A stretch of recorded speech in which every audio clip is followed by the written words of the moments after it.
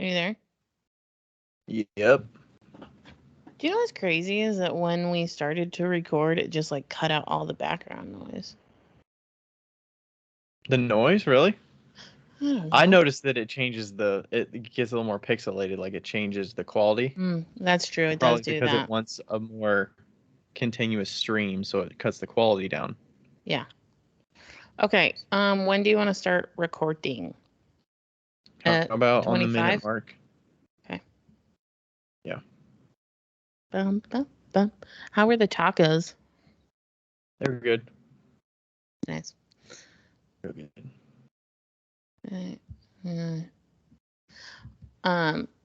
I texted Erica and I was like, "It's confirmed. We're the same human."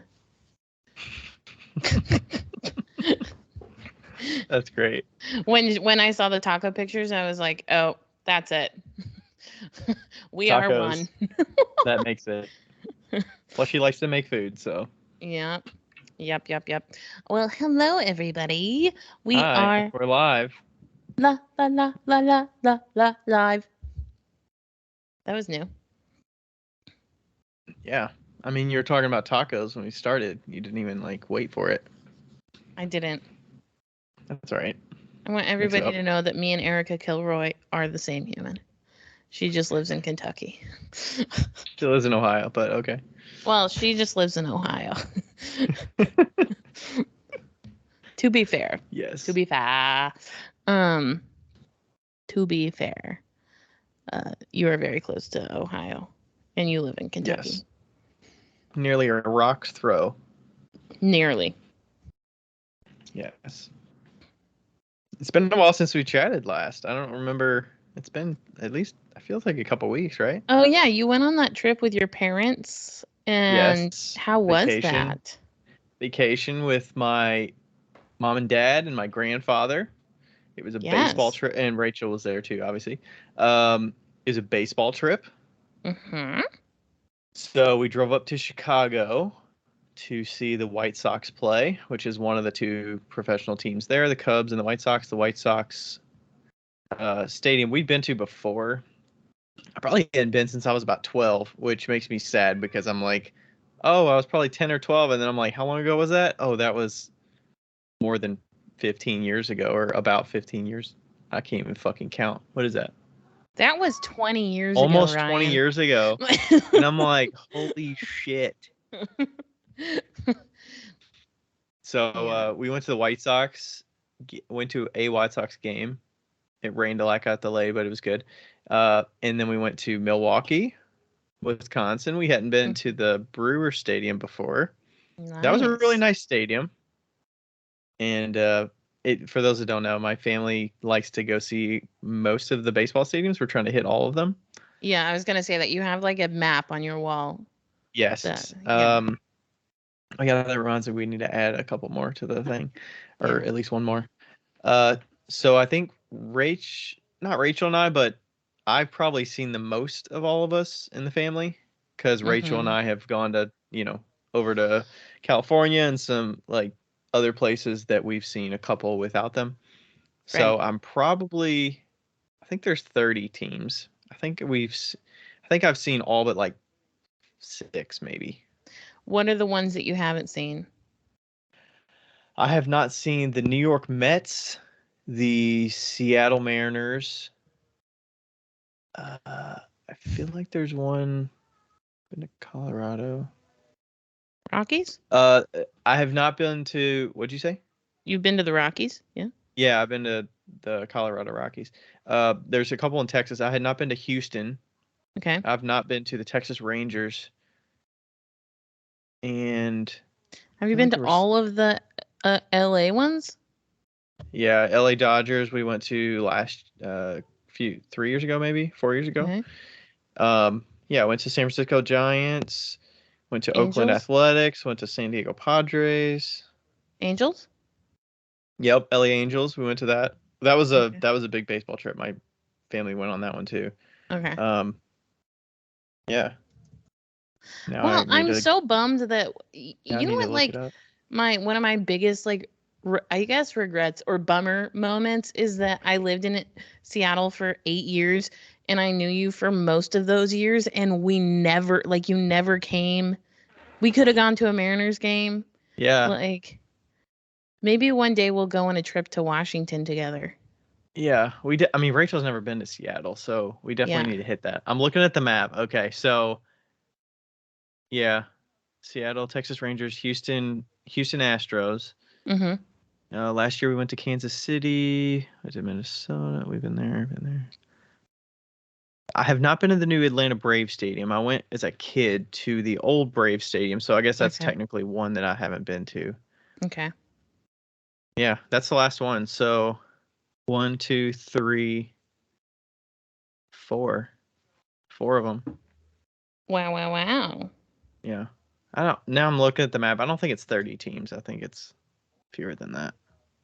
I don't know. I feel like I should know this, but are you just hitting like are you hitting MLB general, or like are you hitting the American League? Just the all major league ballparks. Okay, cool. Yeah. For those who don't know, they're split up into 2 different leagues. Yeah, there's the American League and the National League. Yeah. Yep. And a lot of them have built new ballparks in the since I was a kid 20 years ago went to a lot of them. Like, the Braves have built a new stadium in the last 4 years.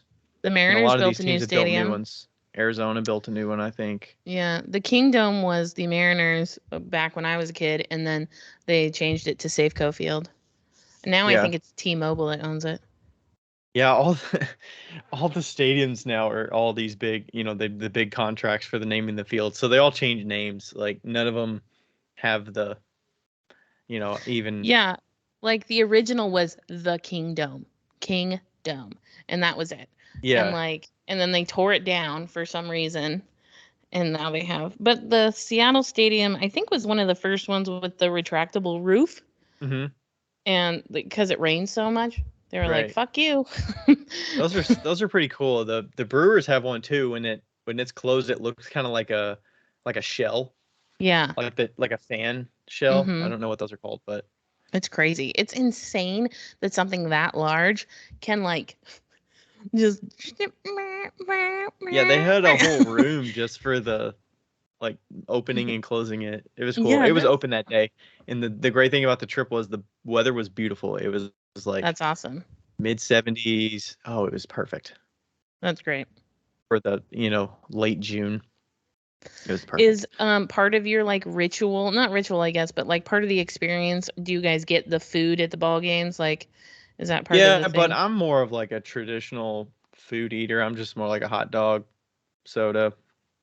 Yeah, but I mean, in Chicago, a hot dog is that's it, I was talking about this at the game. I was like, so the Chicago dog specialty is, well, that's one of the things they're known for. But the Chicago dog is I don't know if it has to be a foot long, but it's a hot dog that has a pickle slice. It's got, I think it's got mustard and onions and a bunch of tomatoes and shit on there. And I'm like, I would feel bad waiting in line at the Chicago dog and just being like, can I just get a foot long with none of the other shit on it? And I'm just going to put ketchup on it. Yeah. I mean, I agree. I am like a simplest when it comes to hot dogs. I love just ketchup. Did I tell you my carrot story?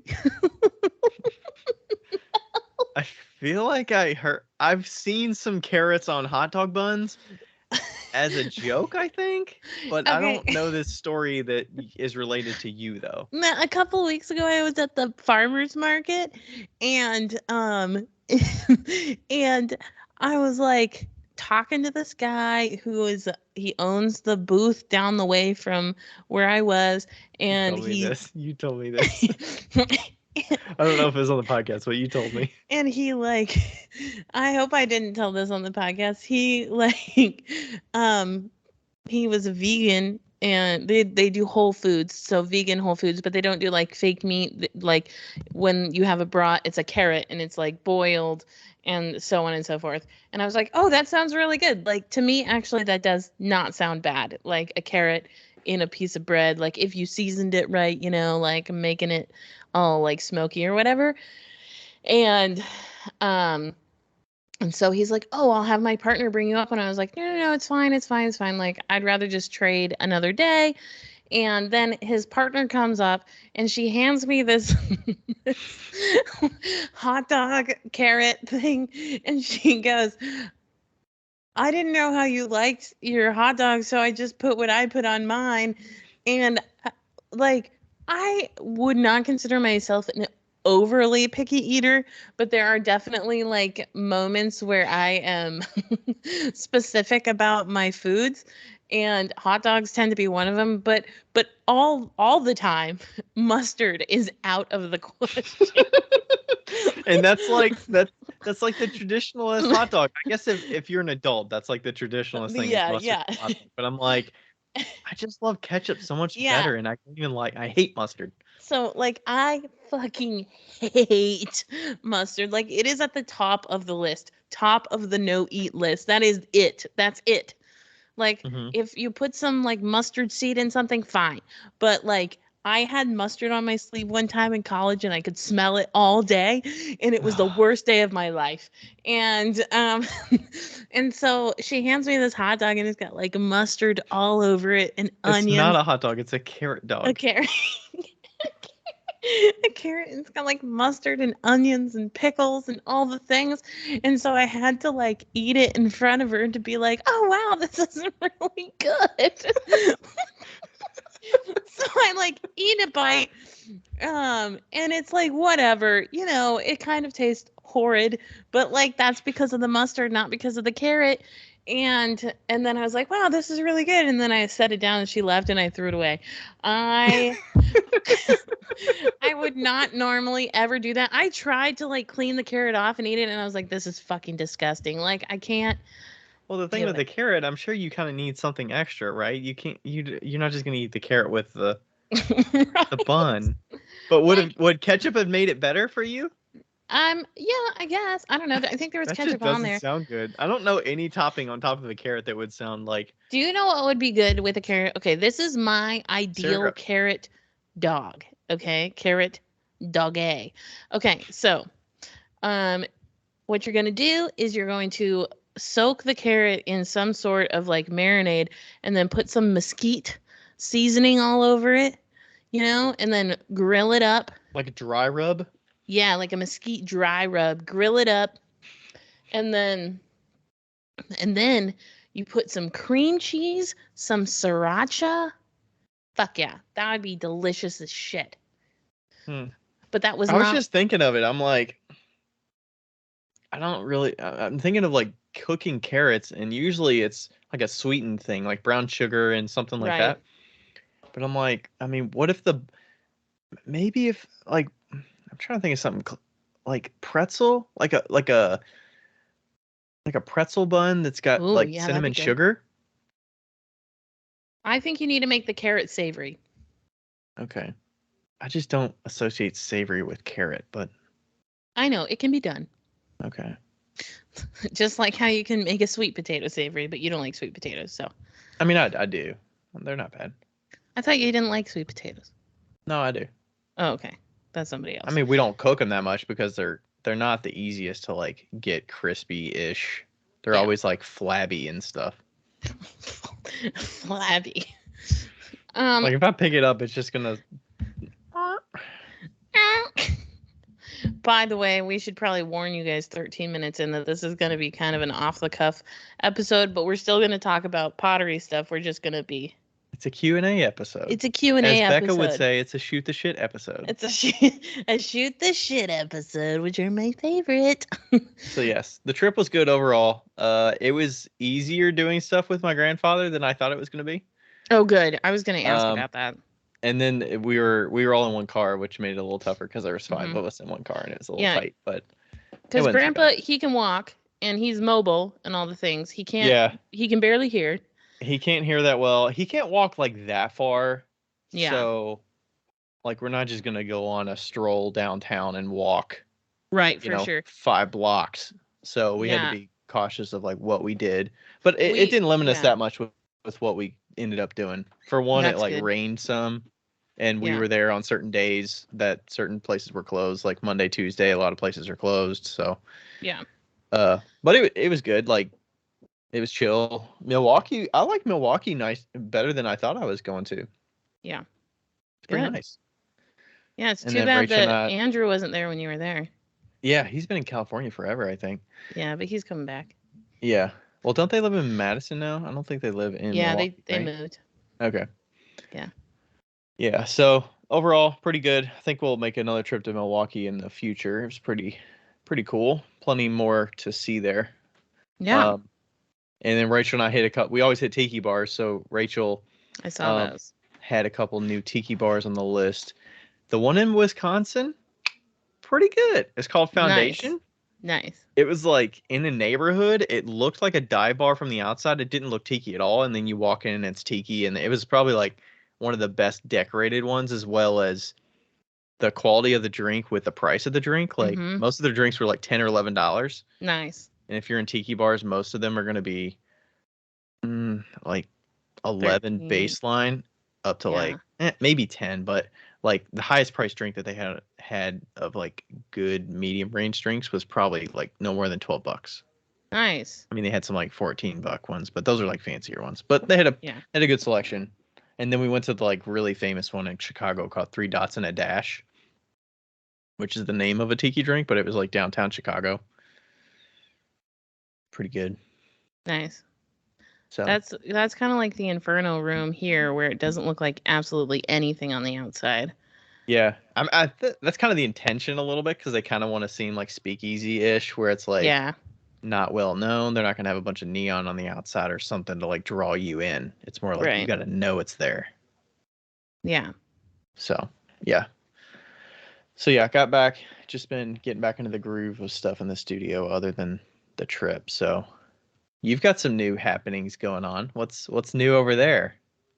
You've been busy. I have been busy. Busier than I'd like to be, actually. Well, you're not working like a set schedule, so it's It's probably a little bit I taxing. know. I'm trying to like get to a point where I'm like trying to work at a set schedule because I'm really trying to like stick to my 4 to 6 hours a day and no more, which I've been doing pretty well. Um, so I started doing consultations online. Um, I'd kind of been like tossing the idea back and forth a few times over the years and finally like kind of pulled the trigger, I suppose. Started the Patreon, and then I was like, I'm gonna do consultations. Starting at $60 an hour, and it's an online through Skype, and I've probably done 7 so far. In like a couple weeks.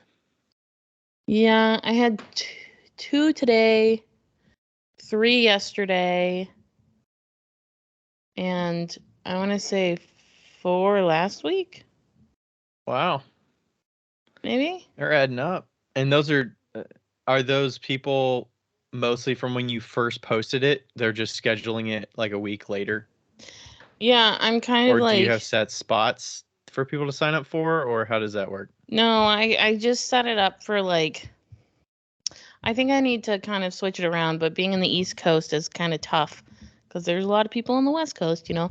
Hmm.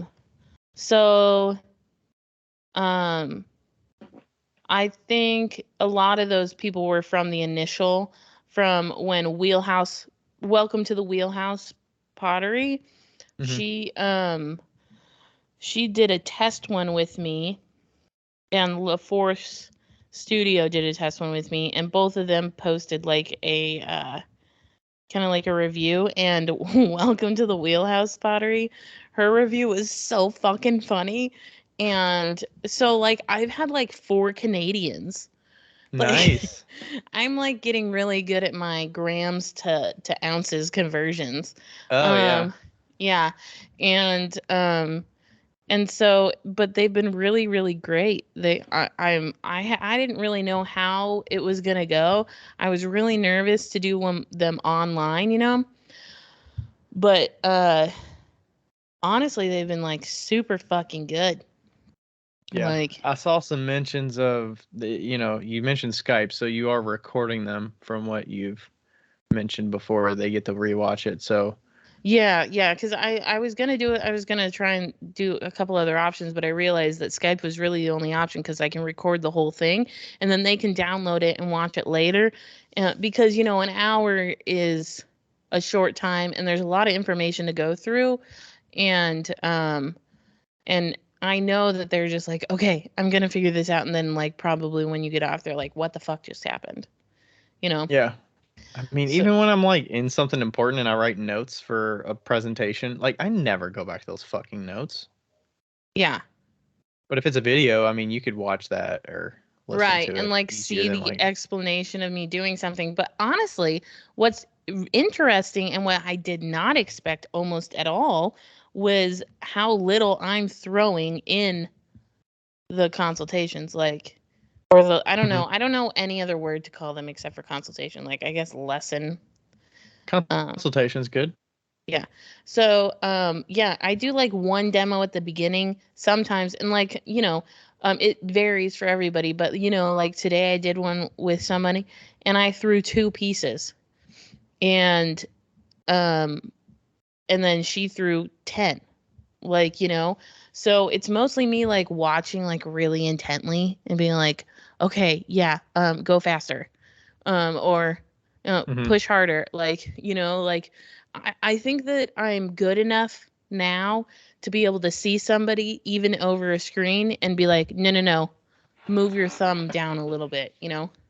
Yeah. So, And is it easy enough to do that remotely with like, because push harder could be like push harder where, or is it right. descriptive enough where you could tell them versus like, because you can't like push on their elbow to like push a certain amount, you know? Yeah, no, it's been good so far. And what's been good is that most everybody that's I've done it with had pretty standard knowledge. There was one person that we just revamped her whole way of Hmm. doing everything, but even then it wasn't an issue. Um, and yeah, I don't know. I was I'm just super surprised of how like effective it's been. Yeah. Did you I was just thinking about this when you mentioned the first two.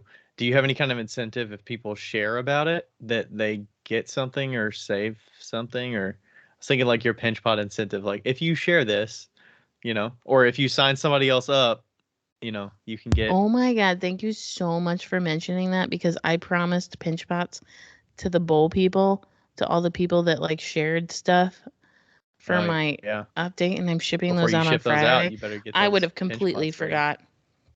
Anyway, Ship that shitty cup out too if you haven't shipped it out to whoever guessed Aletha's headset price. It's on a I'm recording. You sorry. got to do it. I know I should do that. Anyway, no, I don't have any incentive so far. I don't have anything to give. Um, You'll get it down the road. I'm sure there's something. I was just saying if you share it, maybe they get, or if they refer somebody, maybe they get another. But maybe they get $10 off their next consultation or something because they're bringing you more business, right? yeah, You know what I mean? for sure. Yeah, But it's I up, don't yeah, know. it's up to you how you wanna if you wanna do something like that. But Yeah, I'm definitely just like hoping for word of mouth right now. But so far, I think that everybody's been pretty, you know, pretty pretty, satisfied. pretty, pretty good. Pretty good. I hope that everybody's been fairly satisfied. Um Yeah, yeah, but yeah, so it's been fun. It's really fun to just be like, "Okay, great. Trash that. Let's do another one." Like, yeah. and then be like, once they mess up, I'm like, great, throw it away, do another one. And like, like Yeah, just I be think like they have to be super kind of a direct. certain personality too to be open to like they're paying for your time, so they have to be kind of like a sponge a little bit of like willing to listen to what you're saying and not Right. fight it too much, right? Right. And like, you can't start too soon, right? Like, if you start, like, if I'm not done explaining something and you just start going, like, you're never going to get it. You're never going to learn, you know? Hmm. But if you just like wait and listen and like, and then do, I find that that's the biggest thing in classes is that you're like, okay, now we're going to pull up our first pull and somebody's already pulled up the pole and you're like, no, that was not the way to do it. Like you didn't even wait. They've got a fucked up, like, I was figuring this out in date night recently where like they've already got like a bowl shape and you're talking about like opening. Yeah. And they've already got a bowl shape and I'm like, all right, now we're ready to do a pull. And they're like, how can I get a pull out of this? And I'm like, well, that's already to a state where it's wide enough that you can't get a pull out of that. Like, yeah, there's just like no chill. It's like, I'm ready. So it's nice to have that chill, to like be with people that are on this like side potters, like they kind of side hustle in it. I think most of them are side hustles. Yeah. And, but I mean, you're making it more efficient so they could spend more time doing what they want to do, and as well as like make more money, being more efficient. Right. Like the one today, I don't know if it is her side hustle, I believe. And she was like, I have hired an assistant and I just am working way too much and I would like to make it faster so that I can take some time off. And I was like, great. And then I just I told her about how you can like not trim and then just pop in the bottoms with a bit mold, and she was like, my mind is fucking blown. And I was like, see, then you can save hours trimming. And she's like, oh my god. Like that is like a really satisfying, and I don't even think that that's like a negative, that you're saying like you don't have to trim if you don't want to trim. Some people would say that's not breeding good habits, that you don't trim everything, but it's like, if that works for them, they're looking for more time to spend on their own, like outside of the studio. So it's like, why fault them for not doing it perfect? Like everybody else learns to throw it, trim it, Yeah, I think what I told her was nobody cares what the bottom looks like unless it's a dumbass potter who's like judging you already. So it doesn't really fucking matter, Like, it doesn't matter.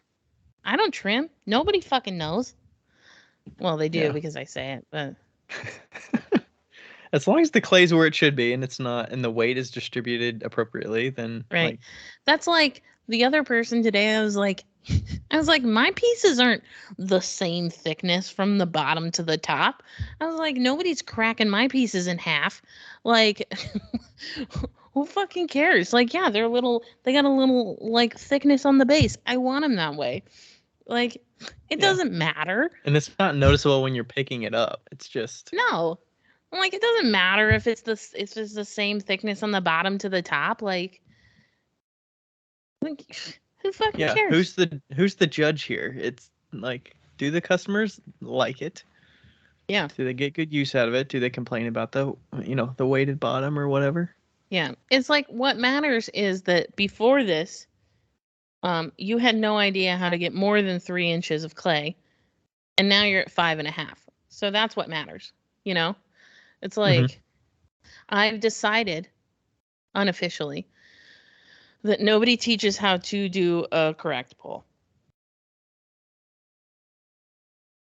What is it? What do you mean by correct pull? Do you mean the right amount of pressure to get the most out of your clay kind of thing? Yeah.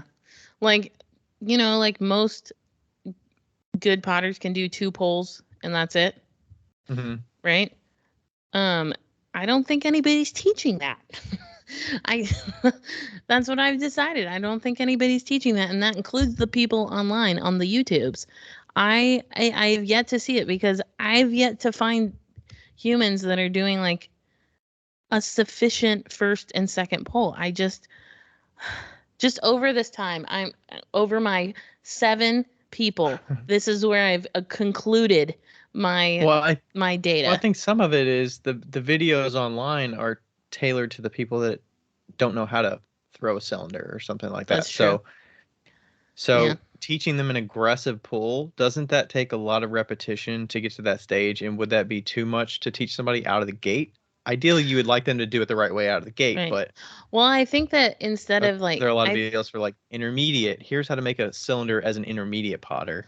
Yeah. That already has throwing skills. Well, and it's super hard to teach an aggressive pull if you're not watching the person pulling. Because like, you're watching somebody pull and you're like, no. you still don't have enough off the bottom. Like you're still not bringing enough clay up from the bottom. Yeah, You you're know? grazing over it. And Right. the only hope that I have is that you're gripping it a little bit harder on the inside Right. to And get a little that's bit more lift. exactly. And that's the difference between I'm just having this like revelation over the last like couple weeks. That's the difference between like watching somebody throw and teaching somebody how to throw. Like watching somebody throw, you can pinpoint all the things that they're doing that they can fix, as opposed to teaching somebody how to throw where you're just telling them what to do and hoping they figure it out. Like hopefully you understand the like information that I'm giving you, you Mhm. know? And hopefully you can apply that information. But like watching somebody throw and saying and like guiding them through it is a wow. Wow. Mhm. I wish I would have known that when I was like doing classes, because I think that I probably would have just done individual hour sessions and done lessons instead. Yeah. You got to, and the people have to Yeah, want to do that. So I mean, obviously they're reaching out to you and paying you money individually. So they're not signing up for a class and they show up and they're hoping to have a fun time. correct. Yeah, Or even if they're skilled, they could just be trying to get the time away to enjoy themselves and make some fun totally. pieces, and they're not like honing their skills. Yeah. I just anyway, that's my like big realization is that it's been interesting Yeah. and it's been fun. So where do people go sign up if they want to? Oh, my website. Five Lines And Pottery number five 5. lines, the number 5 lines pottery .com, and it says book now on the menu. And it's just Nice. set up so that you basically you put in all your info and then you ask me if that time works for you, and then I say yes or no.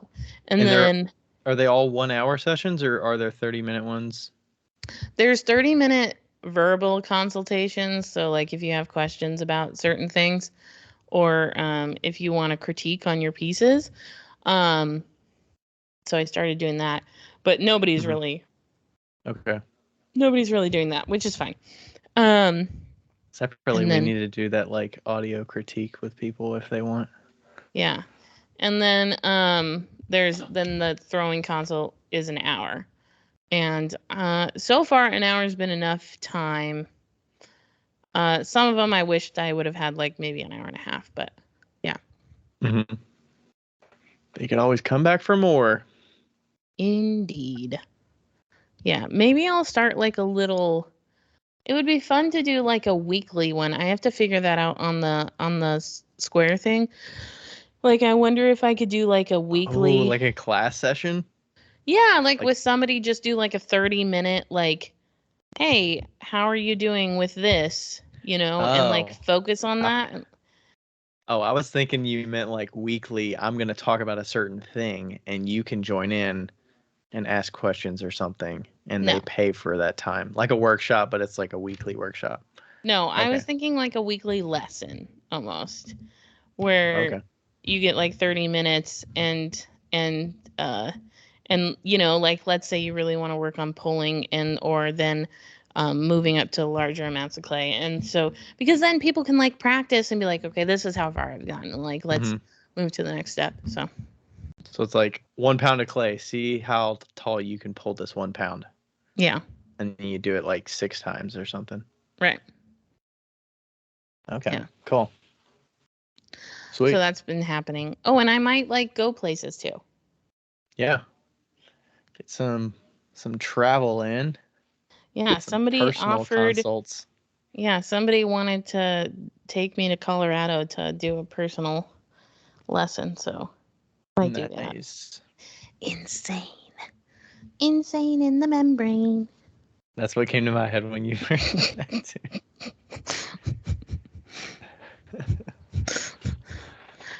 All right. Do we want to get to some questions I guess. now that we are 32 minutes, 34 minutes in? Sure. All right. This first one's funny right out of the gate. This one's from Brutus Maximus.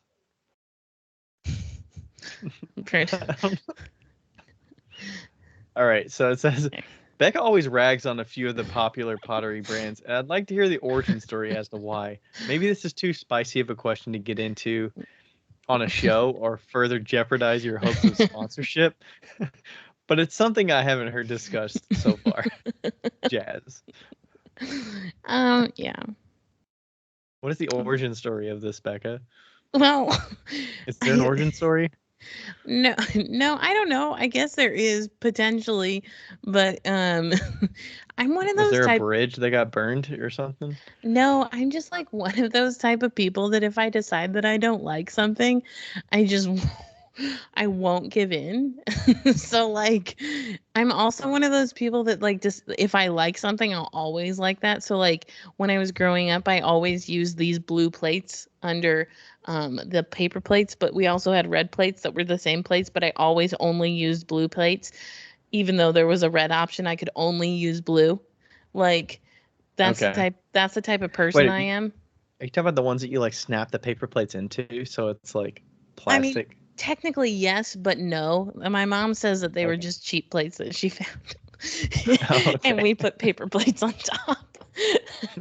And we kept them under the sink. Okay. Anyway, so like that's the type of person I am. So like when I decide that I don't like a company, there's like nothing that will break me. So like even Is it if a whole there's company though, or is it certain tools and then you associate it with that company? So you're like, that company is no it good. might be certain tools. So like the reason that I don't like I'm not gonna say the name. I will, whatever, it doesn't fucking matter. The reason that I'm like not a huge fan of diamond core is because they're so goddamn expensive and because they get them made in China. They're made in China, they're super expensive, and because they have the lock on the entire diamond industry, it is almost impossible to find other ones that are like just as good. and You and it's mean the sanding pad way? yeah, like the sanding pads. I've never used their carving tools, so the like that's not something that I would even care about. Okay. And I don't necessarily have any problem with Diamond Core as a brand.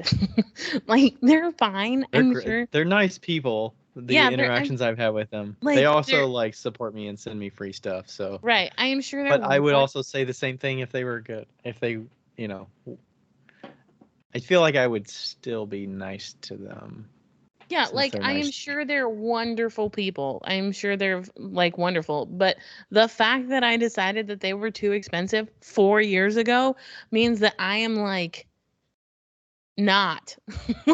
What about respect for the marketing, you know, the business It's great. I that don't know. I mean, they've built this brand and such to a point that people can pay for it, supply and demand, right? no, that's great. I'm just upset that I can't find 3M sanding discs that like you could 4 years ago. Like that's my Yeah. thing. It's like there's no room for anybody else in the market, and that's the problem I have. Like I don't want to pay $30 for a sanding disc. Like I did just find sanding discs on Amazon for $20 and they're 800 grit and they don't have resin in them, and it took me forever to find, but I found them, you know?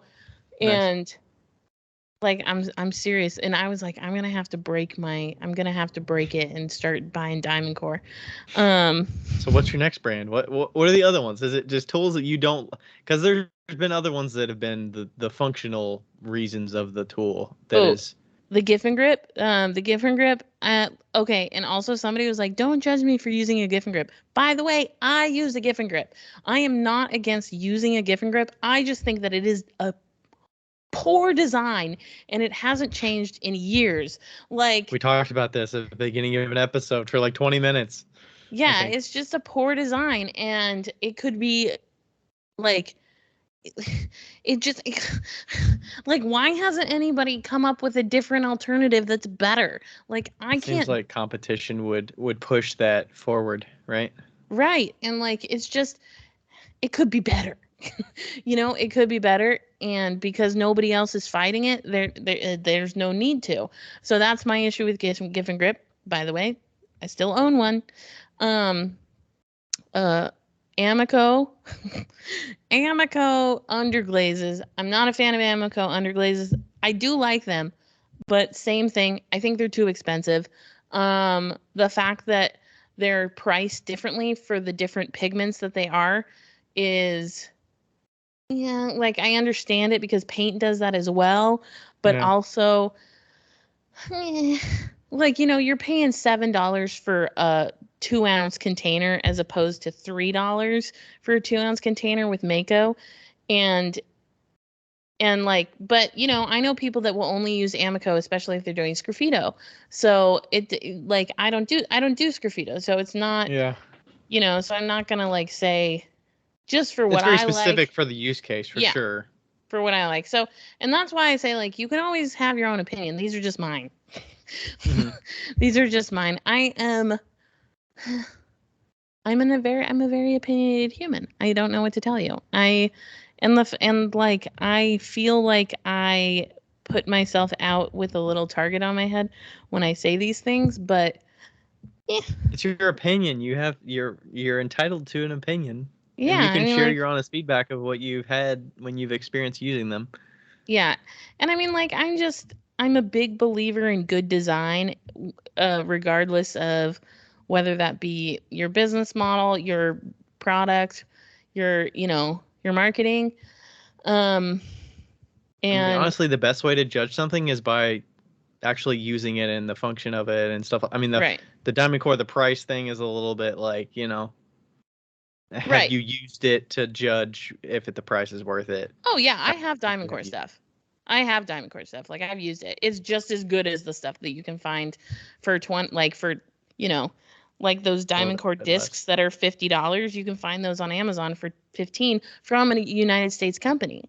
Like, well, they're United States too, but like they're made in the United States or what have you. Hmm. Something like that, like a marble company. And so, not that I don't really care about United States made or whatever, but um like, my best friend exports from China, so what the fuck?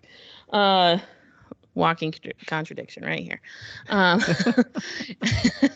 but yeah, I mean, like, I've used Diamond Core, and the straight facts is that they have a very similar product to a lot of other places, and they're I think that's why they spread their wings very mhm, wide for yeah, the offerings they have.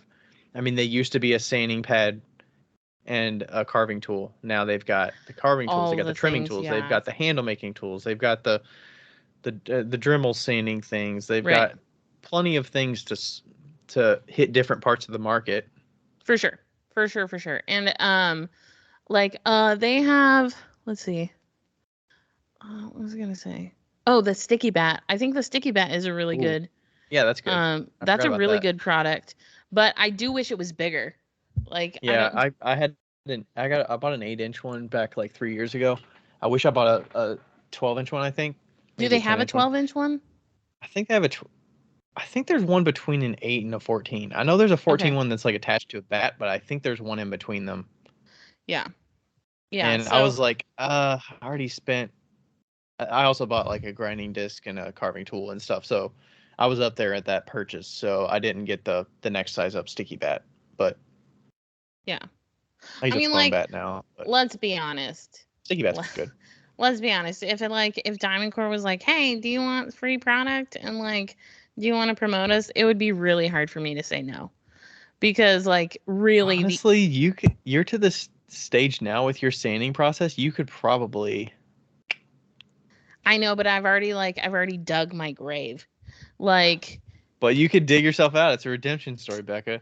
I don't And know. then you would be like, you know what? I swore them off for the price, but after using them for a period of time, I can't do that. That's a lie.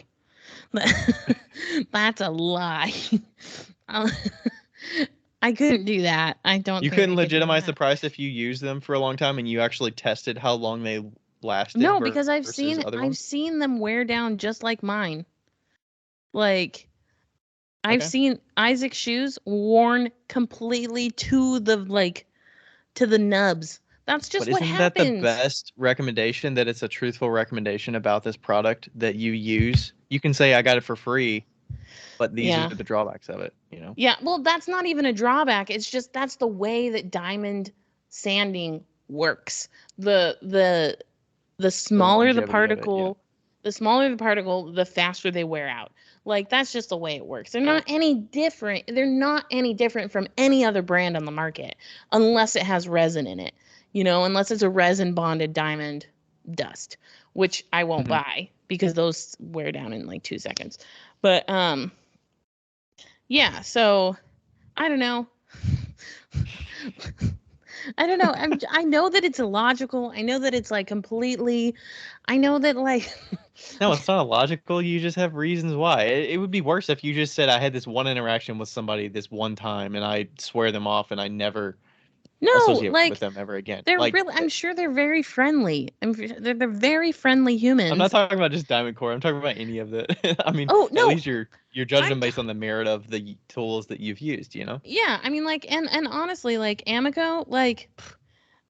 Their sales rep is super freaking nice, and like, yeah, I've never used their clay. I haven't heard good things about it, but I've never used it. They're not known for clay though. They're known for like wheels and underglazes. Yeah, and like a Brent wheel, I would buy a Brent before I'd buy almost any other wheel except for a Soldner.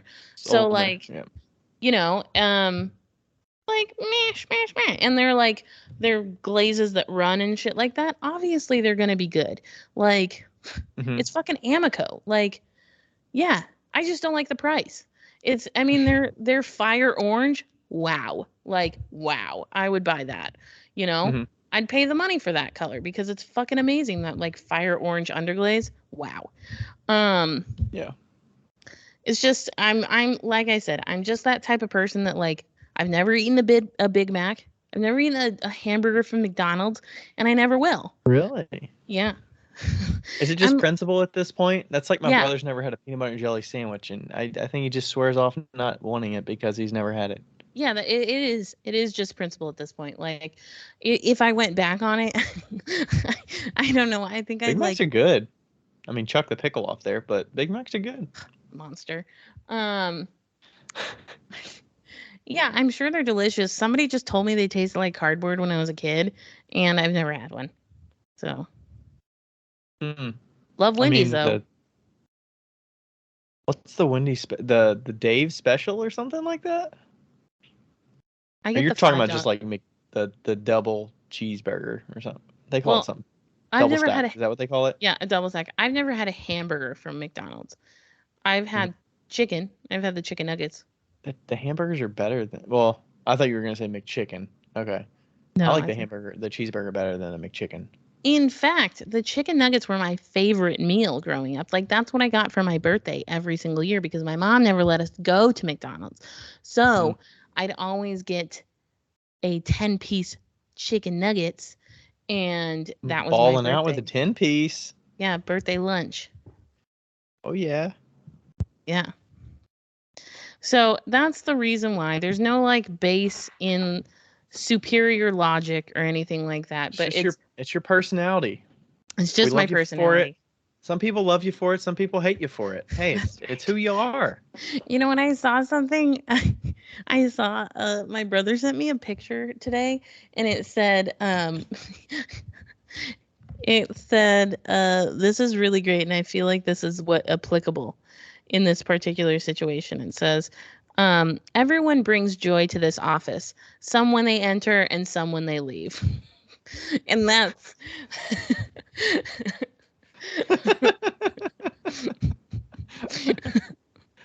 that's great. So yeah, anyway, I don't hate the companies. I just the products, some of the products I'm not a fan of. So if you want an honest product review, I'm here for it. Hey, maybe you have a future down the road of being an honest reviewer of products. And Joe sent me one of his tools to review. His foot cutter thing? Yeah. What do you think? Well, I sent him this like whole thing. Old Forge Creations Joe, right? Yeah, Old Forge Creations Joe. He sent me his metal footer tool, and first of all, it's fucking lethal. Like, it is so fucking sharp that I almost cut myself on it 5 times Oh my god! before I think even using. they're like CMC milled or something, aren't they? Yeah. They're intense. Like, the quality is insane, and it's one size on one side and another size on the other side, and they're like marked and everything. His design is impeccable, but I wouldn't expect anything less from him. And the only thing that I had an issue with, I liked how it cut. The only reason I wouldn't use it, if I wanted to use a footer tool, the only reason I wouldn't use it is because it would cut my bats. That's what I was wondering, because it's so sharp, because you It's don't want it to very grind sharp. down, which is like, Right. the wood ones, they sand down with use, but the metal ones are too sharp. Yeah. So, and I was like, I'm very particular with my bats, as we know. So that's the only reason why I wouldn't use it. Like, other than that, great product. I do believe that, like, if you have a high splash pan, though, it's hard to get like down at the, like, if you had a Mhm. wide bowl and a high splash pan, it would be hard to get in to that space, just Mhm. because the splash pan would get in the way. But other than that, Hmm. yeah. Okay.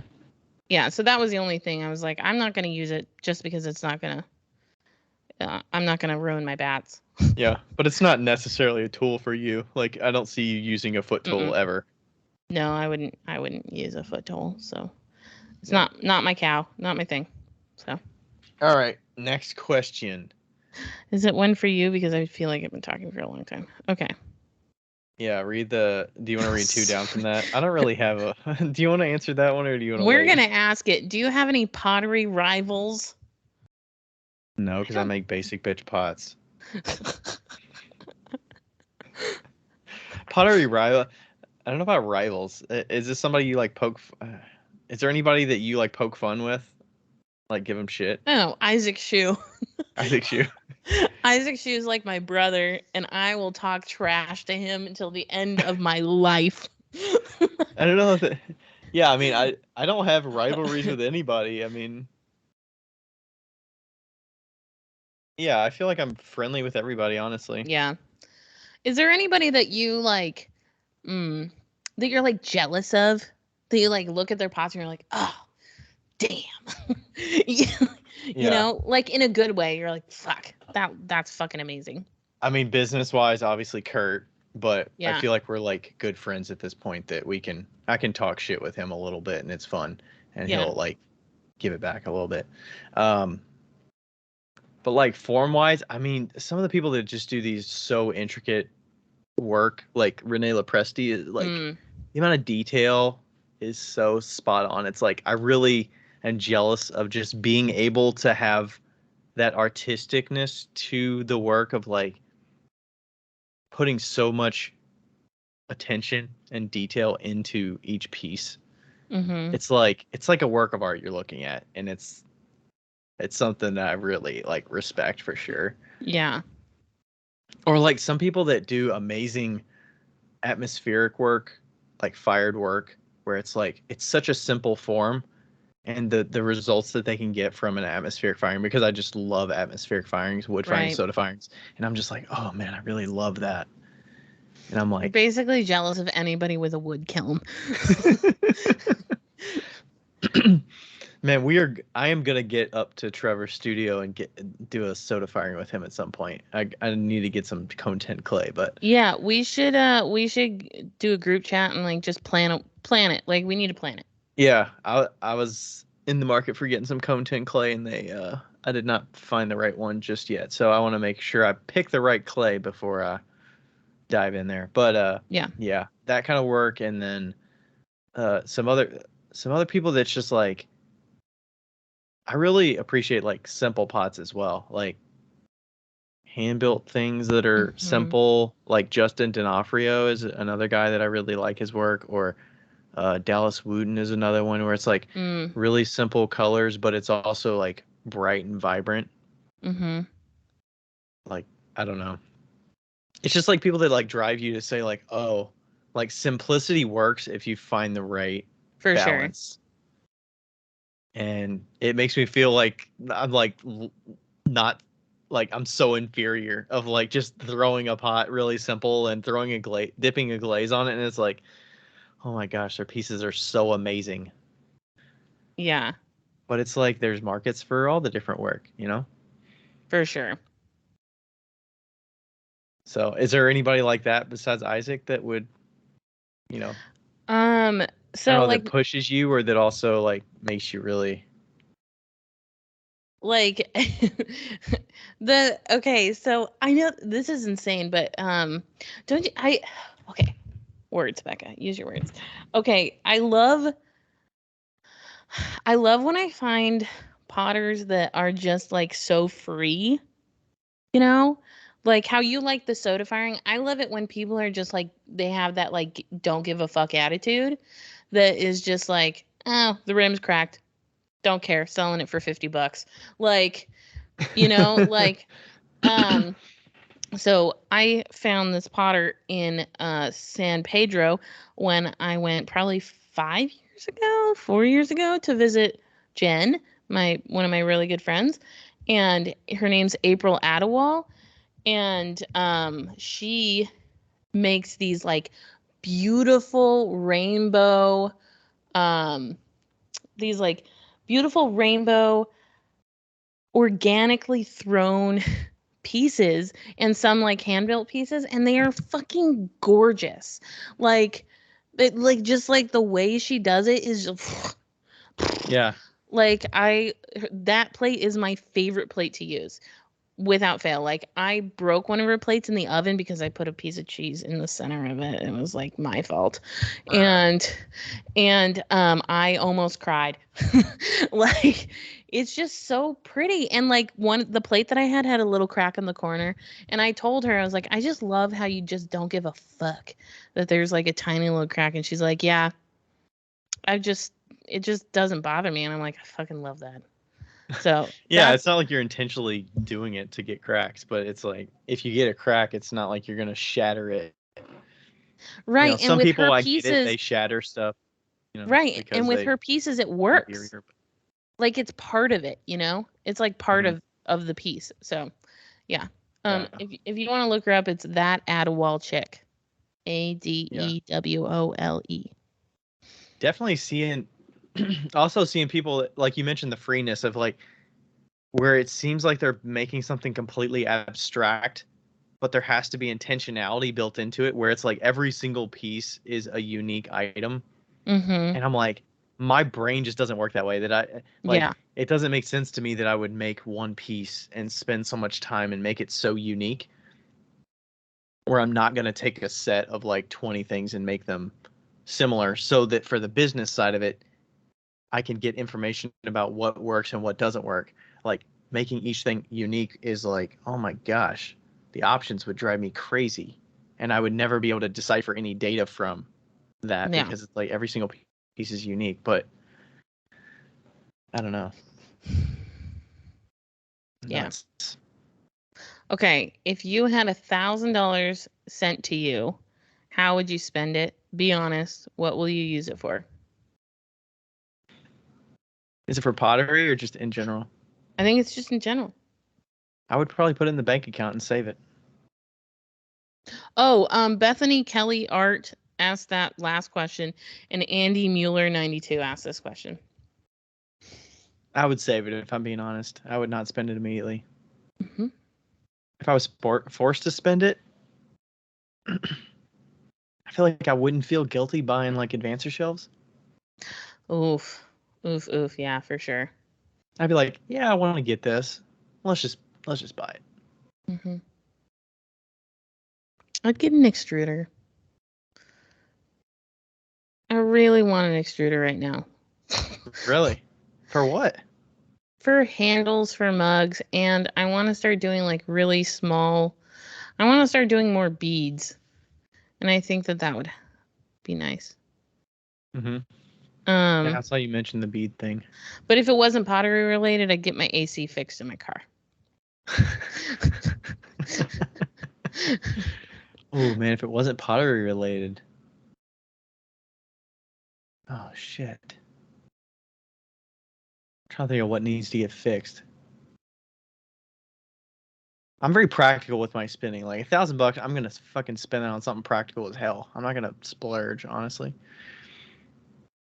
I have no idea. I have to be honest. I have gotten handed. I was actually just telling somebody this. I've gotten handed $2,000 before from somebody, and the only frivolous thing that I bought with that $2,000 was a $200 couch. Ooh, I know what I would get. Well, I don't know that I could get an Eames chair, like the black and whatever chair for 1,000. That's not gonna happen. But You could probably find a used one, like a used. oh man, we saw a used Eames chair, the one like I like the ottoman and stuff. It was a cream color though. It wasn't black, and Yeah. it was in kind of pretty used shape. Yeah. But it was like $1,000, I think. Yeah. For like that's 5 or 6. It was less than 1,000. It might have been less than 1,000, and I was like, that's a fucking steal. it When is you a see them, fucking they're steal. like at least 3,000, like in good Yeah. condition, or 5,000. It's like, man.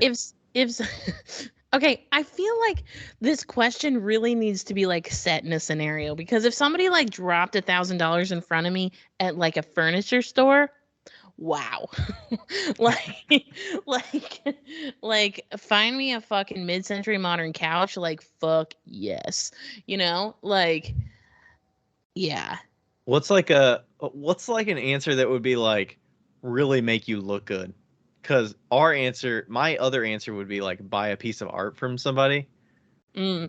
or like buy a bunch of pieces from different people. Like things that I would not want to spend money on, like buying a $150 mug or a $300 mug or Yeah, something yeah. like that, where it's like you're paying it forward.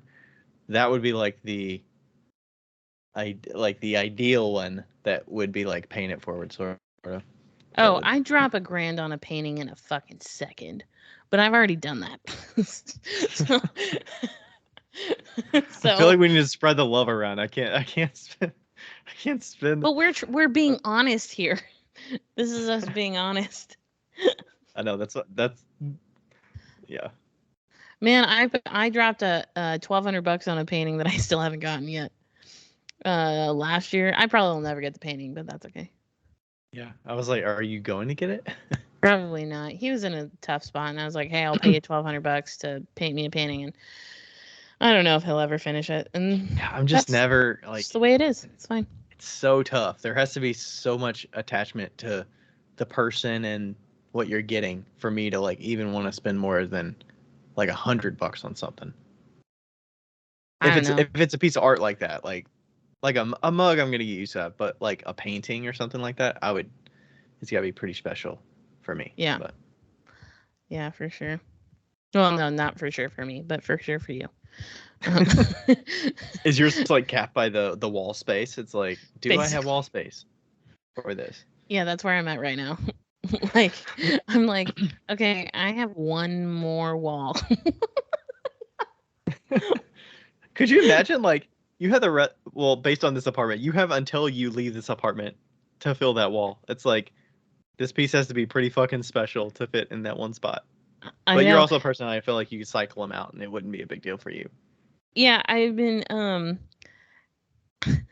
not that I'm considering moving in with said, vegan Joe, but I like whenever I go to his house, I look at his walls and I'm like, these aren't big enough. Like, I'm just. You're gonna have to move up in square footage of wall space. This is not gonna work. I'm gonna need a fucking warehouse or something just to show my fucking art. Like, these just aren't big enough. I'm sorry.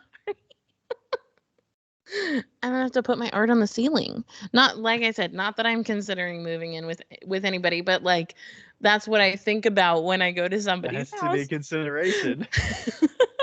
Where is my wall art gonna go? Yeah, I mean, like, I'm not gonna put it in fucking storage. Like, it makes me happy. Yeah, you gotta enjoy. You gotta see it. That's why you bought it. And I've got like a 5x4 foot painting. Like, where the fuck am I gonna?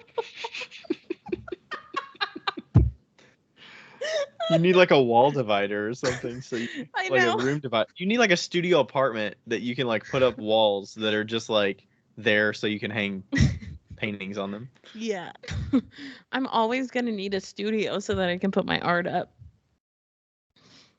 Yep. Not like a pottery studio, but like a. No, 100% no. Wait, do you have any art in your studio? No. I have one piece of art in my studio. I am like Why purely not? I'm a functionalist when it comes to studios. Oh, okay. Yeah, so it's like, oh, also I was gonna say that about the consulting thing. I brought my portable wheel home and there's clay in my apartment now and it's fucking annoying as shit. I find At least you have concrete floors. That probably makes it a so little bit true. better, right? I broke down and bought like a vacuum with a HEPA filter, like one of those hand ones, so that I can vacuum all the crummies up. Mhm. Ugh, it is horrible. I'm ugh. You're like, it's invading my space. Yeah. Okay, continue. Okay, so what are your favorite bad movies? I have a lot, but good examples are Tremors and Roadhouse. This is Andy, Blacktooth Pottery. Oh man. Three Ninjas. Oh I don't know yeah. if it's bad. I mean, bad movie, I guess.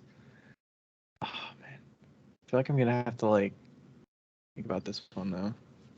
Okay, we can I come saw back to this Roadhouse. I one. did not like Roadhouse. I thought it was stupid. I haven't seen Roadhouse. I feel like mine is the same one we were talking about with Erica. Erica, which is Invasion of the Body Snatchers. Mm-hmm. That's probably my favorite bad movie. Ooh. If we said bad shows though, I would say MacGyver. That's like the best. um, A-Team for me, for sure. I've never seen the A-Team. I mean, I don't really consider it a bad show, but it is definitely like a 70s, 80s. I guess it's 80s. It's Yeah. a little Oof. cringe when you look back at it. It's Little like, cringe. ooh, it does not hold up. Yeah. I feel Oh, like we oh, get oh, spoiled these no. days with shows I though. Like lied. I there's so lied. much. My favorite bad show is The Prisoner. That's my favorite bad show. Favorite bad show. Is The Prisoner. Prisoner? I Yeah, don't know that. it's like a 007 spoof in the 60s, and I told you about it, but they get like stuck in this city, and he gets like stuck in the city, and every episode he's trying to like escape from the city, and it's so bad, and it's so good. Yeah. Man, I just can't think on the spot of the. It's okay. We can come back if you think of it. You can come back. Yeah. I'm not good with like old bad movies. I can't remember that kind of stuff anyway, but Yeah, I mean, I had so many movies that I watched back in the day. It's like there's so many that I can't remember. But I'm sure yeah, there's definitely some. for sure. Okay, if you want to expand your portfolio or style without school, what would you recommend? Norwal And and Clay. these next three are kind of related, Crow. Yeah, honestly. Norwal Can and you Crow. read the next one too? They're kind of Will you talk like about continued education? Where do you go to keep learning? Also, what are some of the most valuable things you've learned from the other potters since starting? Or from other potters since starting? That's Rad and Sad Art. Oh, they just messaged me. rad and sad. Rad and Sad. Yeah. Do you want me to read the second one? The third one? Uh, no, we can kind of book in the third one. Okay. So expanding your portfolio style without school, and then continuing education and keep learning. So yeah, I mean, I do think some of the workshops are good, where Workshops are you can great. find local studios and go to them, and you can get one-on-one with people and understand how they do their process. I'm more of a watch people's technique and see how they're doing something and like see the intricacies and ask them. I like being able to ask questions always, so that's definitely a way that I would grow more. I personally don't get as much from like YouTube and stuff like that, but that sound is from me, by the way. If you're hearing that, I saw you fiddling with your thing over there. No, you're just too loud. Okay, there we go. Yeah. Um, but yeah, I think the workshops. I don't. I mean, I haven't been in a studio like learning from anybody in years because I'm kind of I was to a point where I was just like, I know what I want, go. I know where my skills are, go. And I'm not somebody that's always thriving to like find new things and get inspired and stuff. Yeah. Um, But we're also both very visual learners. yeah. So like when we learn, or I don't know about you, I assume this about you because of the way your mind works, but when I learn, I watch a video 4 times and I'm like, I can do that. You know? I'm trying to move this thing, sorry. Wow, Ryan.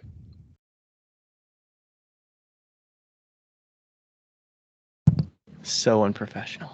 So unprofessional. I was looking at my movies in the Plex. That's why I was distracted. And then Oh, great. my thing was Good about to job, take off over Andy. here. Way to make Ryan get all distracted. Yeah.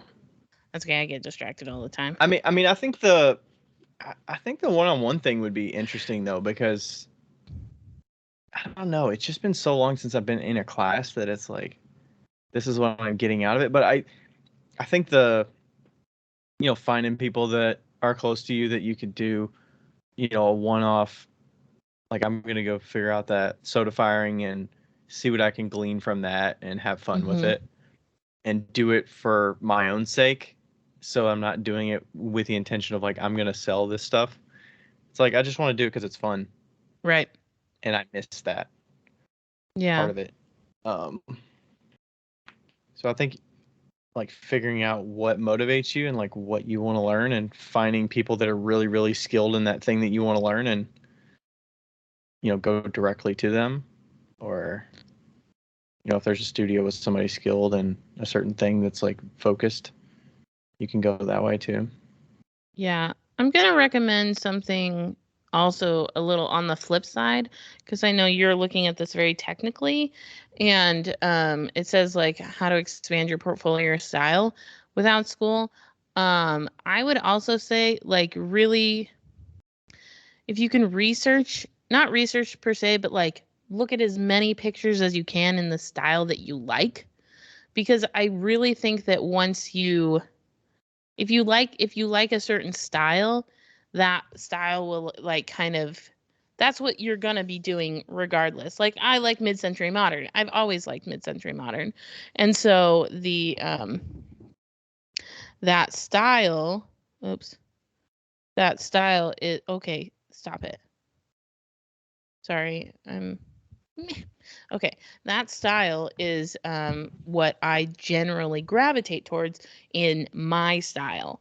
So, I look at architecture, like I glean a lot from architecture and from the like Swiss design in the 40s, 50s, 60s, that kind of stuff. And so I think that the more you look at the stuff that you like, the type of stuff that you like, the more that you will secure your style. And also it takes a lot of like repetition too. Like um if you're looking at a style, like if you know how to throw already and you're looking at like a more artistic style on top of your pieces, start drawing, start like painting, start doing things that will kind of like naturally get that style out that that like you don't care about,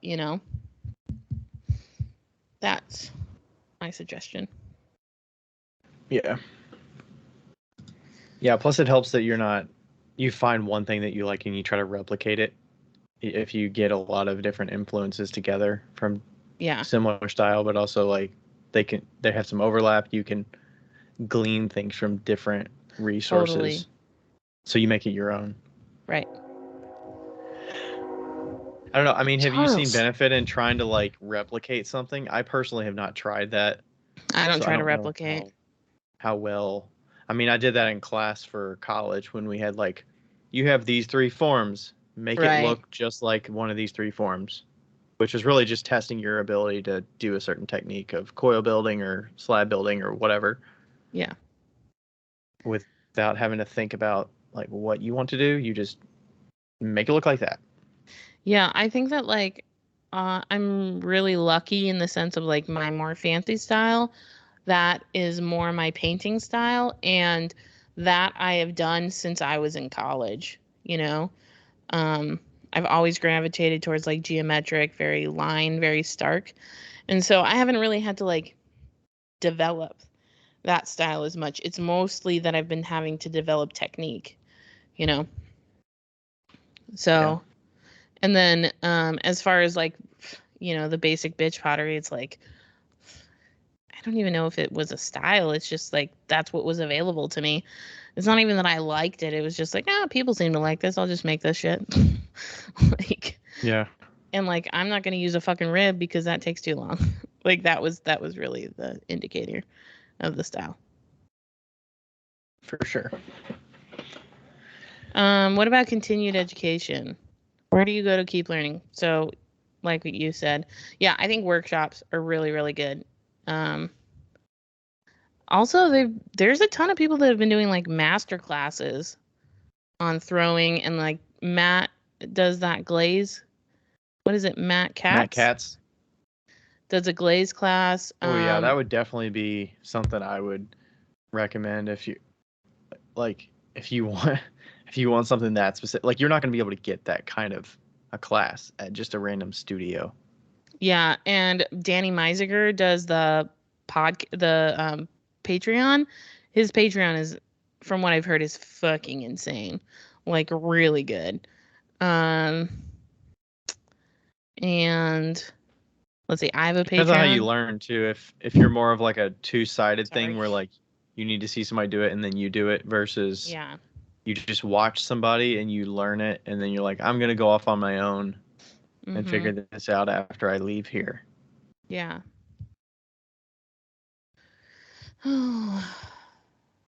Learning styles are a lot of things. That's just a lot. Yeah. Did you have some things that you've or some of the most valuable things you've learned from other potters since starting? Um, from that, I think it's just like seeing that somebody has an interest. I think it's good to just have an idea of what people do in their techniques so that if I ever come across an issue or something where I want to experiment in that or see if their use case is applicable for something I'm trying to do, I think just having them as a resource to like ask them a super basic question for something that they already have Mhm. been doing for a long time instead of having to go through the process of figuring all that out. It's not like I'm trying to like, do the same thing, but it's like something about plaster. I might ask Heidi or Kurt or something Yeah. when it's like that's their everyday. That's like muscle memory for them.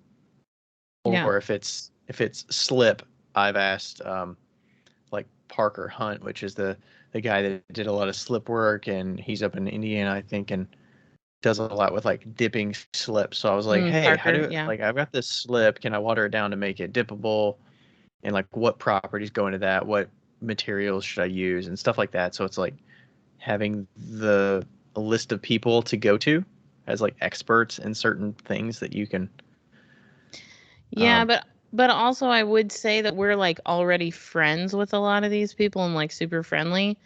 I know that sometimes it can get overwhelming, you know, to be like asked, like not everybody's like us, right? Like not everybody's like when you get a question, you're like, "Oh yeah, let me answer that right now." I think You it know. just depends on what kind of how you frame it. If you come Yeah. at it being like, I want to know this, but if you have some sort of rapport with them a little bit, or you approach Yeah. it in a way that's like makes it easy for them Mhm. as an answerer.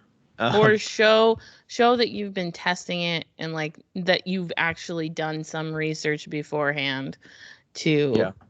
warrant the question, you know? Like if somebody came to me and was like, "Hey, How do where you do you make a buy plaster mold, yeah, how or do you how make do a you, plaster roller mold?" And they hadn't Googled it, I'd be like, "Come on." yeah, Like yeah, yeah. Do the basic stuff, do but the basic. I would say that the most valuable thing that I've learned from other potters is studio setup and like studio like practices, you know? Mm-hmm. I feel like whenever I go to somebody else's studio, I come back and I'm like, I should change that, you know, and to a point where it's finally gotten like a really good, nailed down. But like, when I went to Rebecca's studio the first time, I was like, wow, like that changed everything about what I was doing when I was doing hand building. And when I go to Josh's studio and he's got those fucking rolly carts with like, under his glazes, like, and it Mm-hmm. just changes everything. Like just the way that people do things, or even going into somebody's studio and saying like, "Oh, I'm never doing that." you know, Right. like like um Like that's inefficient or something, but you don't want to right. like tell them that. But it's also like, hey, you should come to my studio sometime. Well, yeah, but like, you just we were talking about I was talking about this with a friend today. Like, I love learning from other people's mistakes. Like, so I don't have to go through it, but they they messed up, so I'm like, "Oh, that makes sense. That I would have never thought of that." I would have never thought to do that, and now I'm definitely not going to do that. Yeah. Yeah, so that's what I feel like I've got the most value from, for sure. Like, especially when starting my own studio, just gleaning off of where I started, you know, and how that Yeah. studio is set up. Yeah. Okay. I'm All right. I clicking here. figured out my movies, by the way. Okay, I'm ready. I wrote a few down. Okay, so one of the ones that's like one of my favorite comedies back in the day was the movie Waiting. Do you know that movie? No. Okay, it's got Ryan Reynolds and Justin Long. Okay. It's kind of like do you know the movie Accepted Yeah. with Justin Long and Jonah Hill and stuff? It's kind of like that kind of comedy. Okay. But they're like servers and stuff in a restaurant, and it's basically running the gamut of like a night in a Oh. restaurant, Okay. and they just like fuck with each other, and they do like stupid stuff, and they're ragging on each other. Oh, it's funny. Oh my God, I just It's thought like of an one that early I really 2000 like. Ryan Reynolds like personality is it's like kind of like deadpan. You you kind of know Ryan Reynolds' Yeah. comedy a little bit. He's sort of deadpan. Um, that one like Super Troopers is kind of in there. Super Troopers is actually not bad though. You know what I'm talking about? Yes. Where they're like cops and stuff. Um, and then the other one was like 90s action movies, like Sylvester Stallone ones. Not like that. Not like First Blood, but like there's one called Cobra where he's Oh like a yeah. cop and he's like a rough cop. Yeah. I just thought of some now that you've like opened up my mind and my universe. I just thought of like a whole array of movies that most people would consider bad movies, I feel like, and I fucking love them. Um I love indie movies, like indie comedies. So like Little Miss Sunshine, Sunshine Cleaning, uh King of California.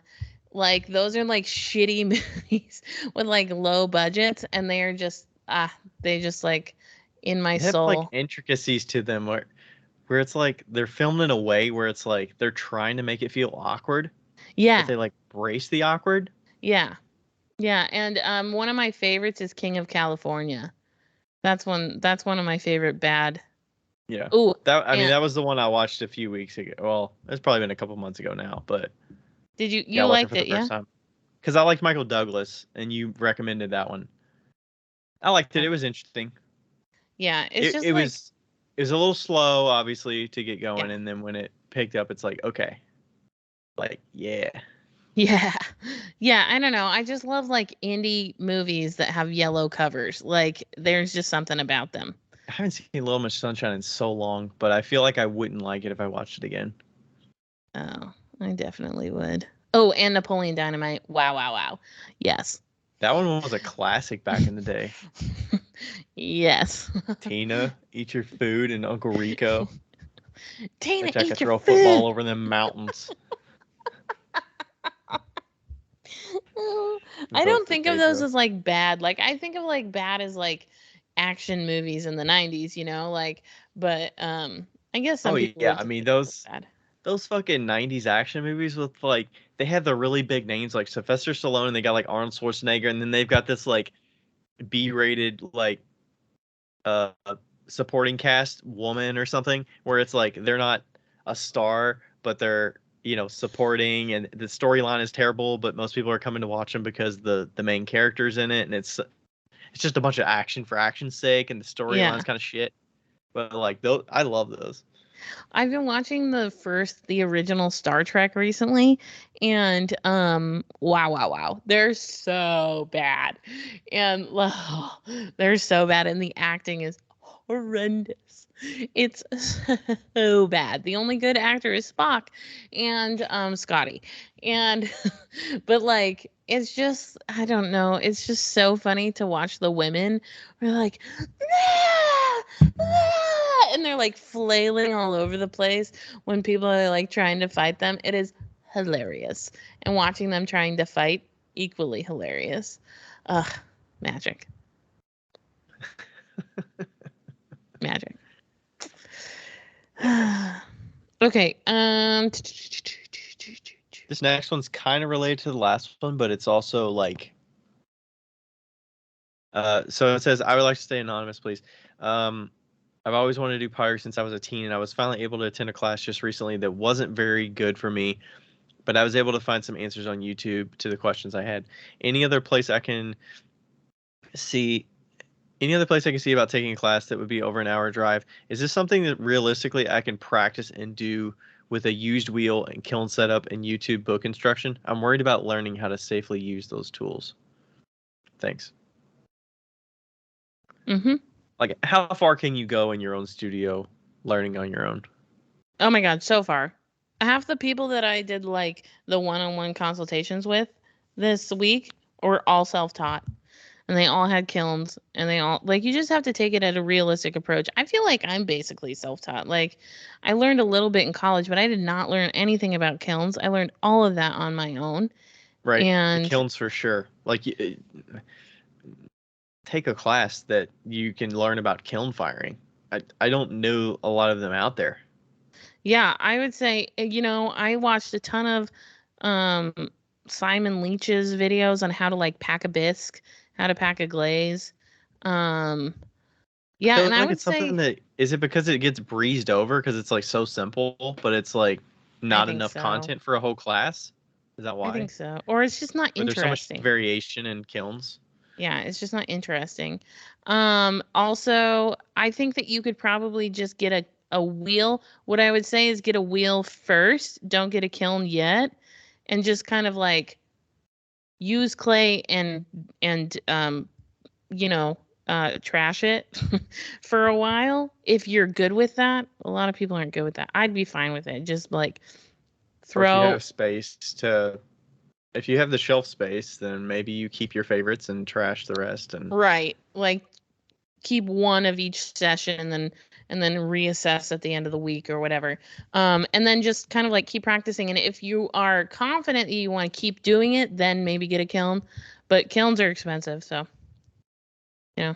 and there's a expensive to buy the kiln as well as just setting it up and making sure it works with your electrical and all that shit. Like Yeah. there's a lot that goes I inventing mean, and you could always fire it in a bucket, like in a barrel, do a barrel firing.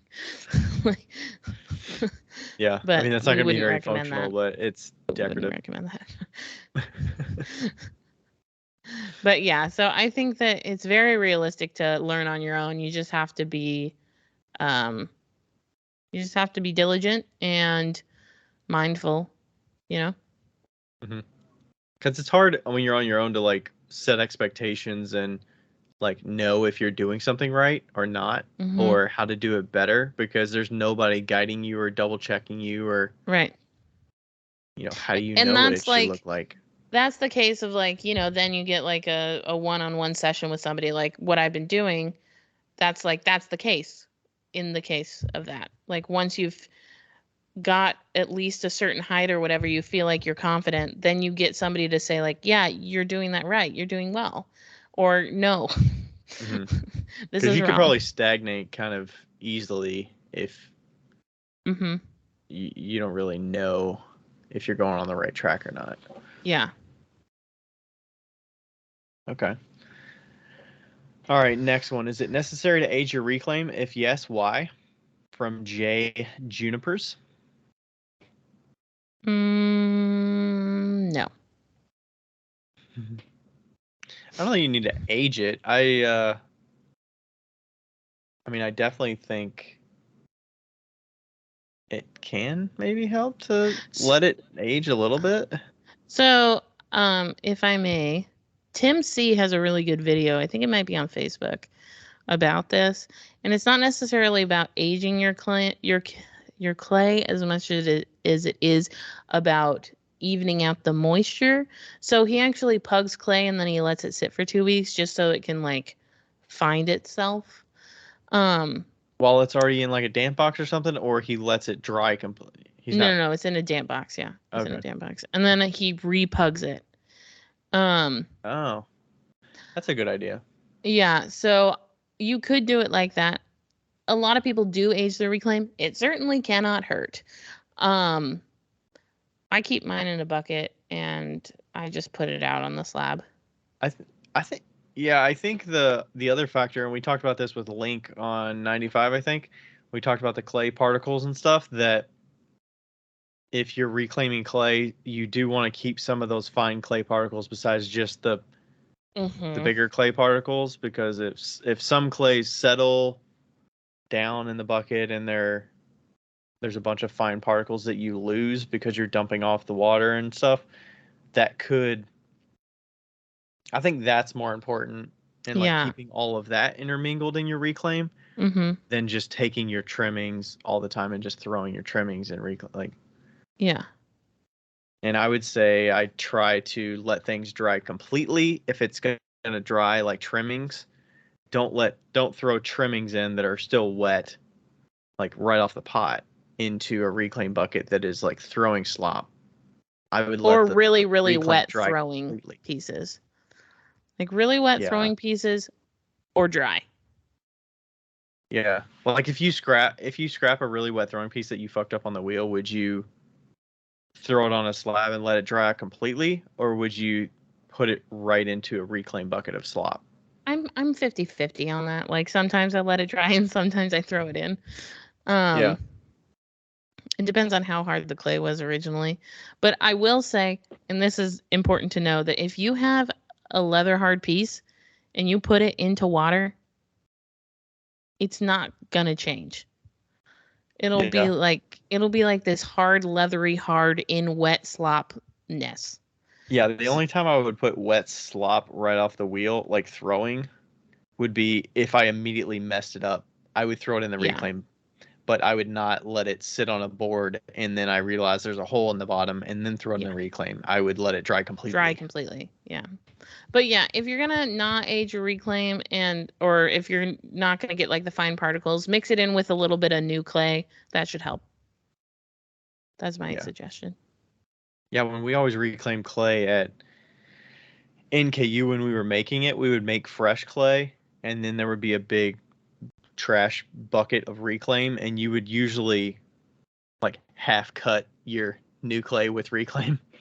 For one, it like helps it get into a consistency, because otherwise it can feel, I don't know if the new clay feels more like short or something, but I think the reclaim just helps it get more plastic and like bind together better. I don't know who the fuck isn't waiting to do reclaim, honestly. Like, who's like throwing their stuff immediately onto bats to reconstitute it immediately? If you are doing that, tell me what drugs you're taking, because I need to know. Maybe they don't have a lot of clay and they're just reconstituting every single bit that they have. That's what's happening to me right now. I don't have any clay and I'm like, shit, I need to start reclaiming. But you don't have a lot of slop, so it's like, I have 2 buckets right now because it's since last year. I have 2 buckets of slop. I remember we talked about in the episode that you were wanting to make a plaster slab when you were over here one time, and we never did that. So because you were talking about reclaim. We did. Oh, I took that. Okay, so update from a long, long time ago. Remember the plaster slab that we made in the bucket that you like did the wrong recipe with?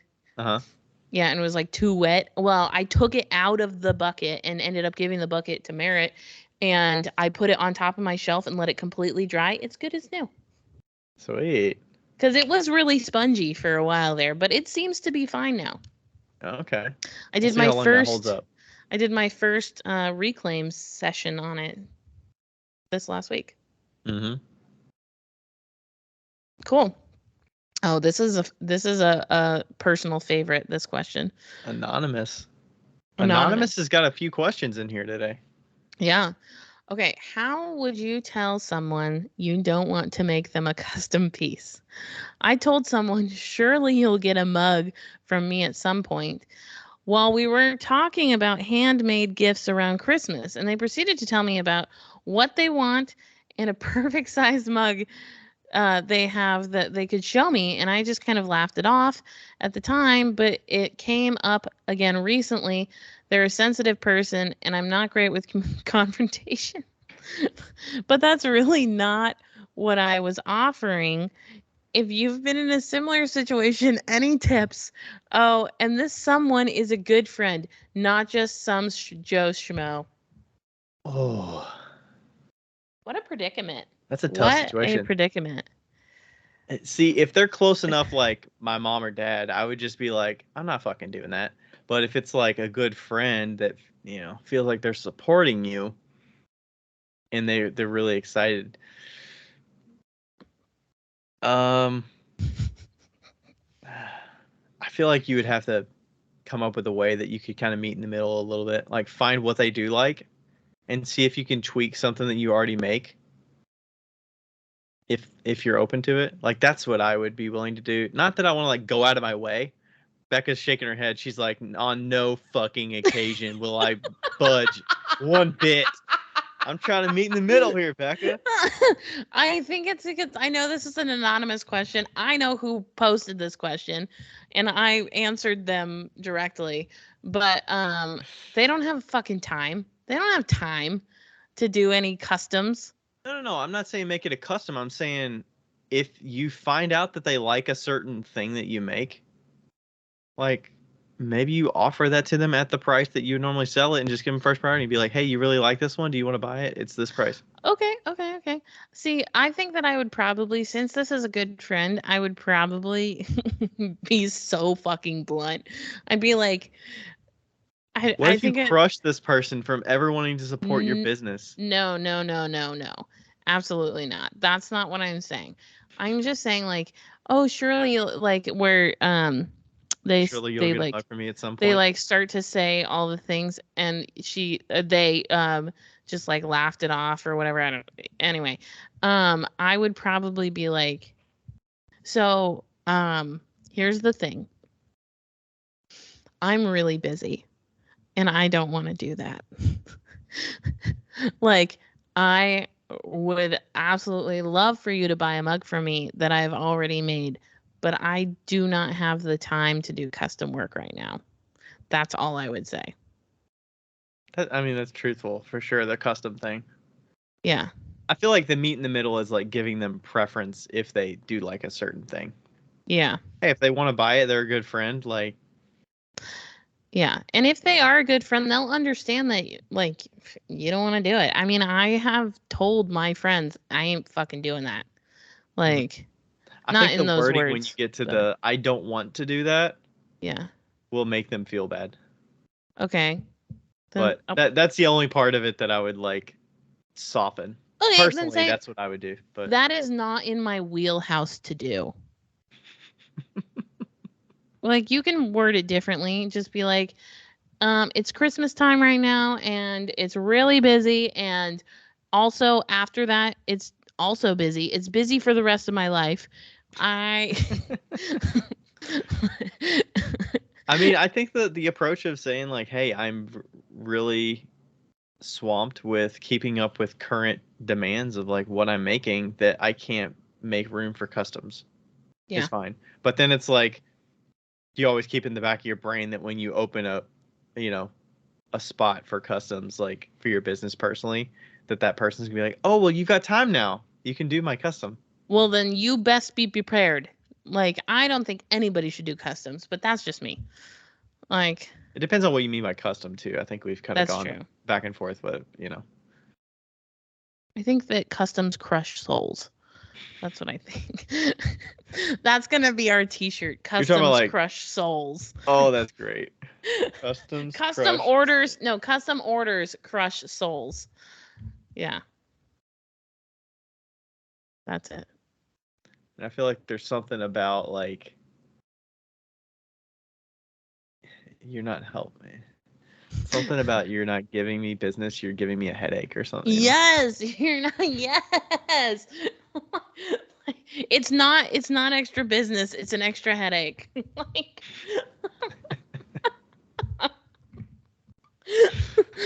oh, custom fucking orders. Customs. Oh man. Oh, oof, oof, oof. All right. This is from Perch Pottery. Hi, Ryan and Becca. Here's a question for both of you. And I think we've answered this a few times. What motivates you to keep making pots? And happy birthday, Ryan. Cheers. That was a long time. That's how old this question is. It is July 7th. My birthday was April 20th, people. We suck at answering these questions in a timely manner. But we got a lot of questions, so I don't feel so bad. Thanks, Perch Pottery.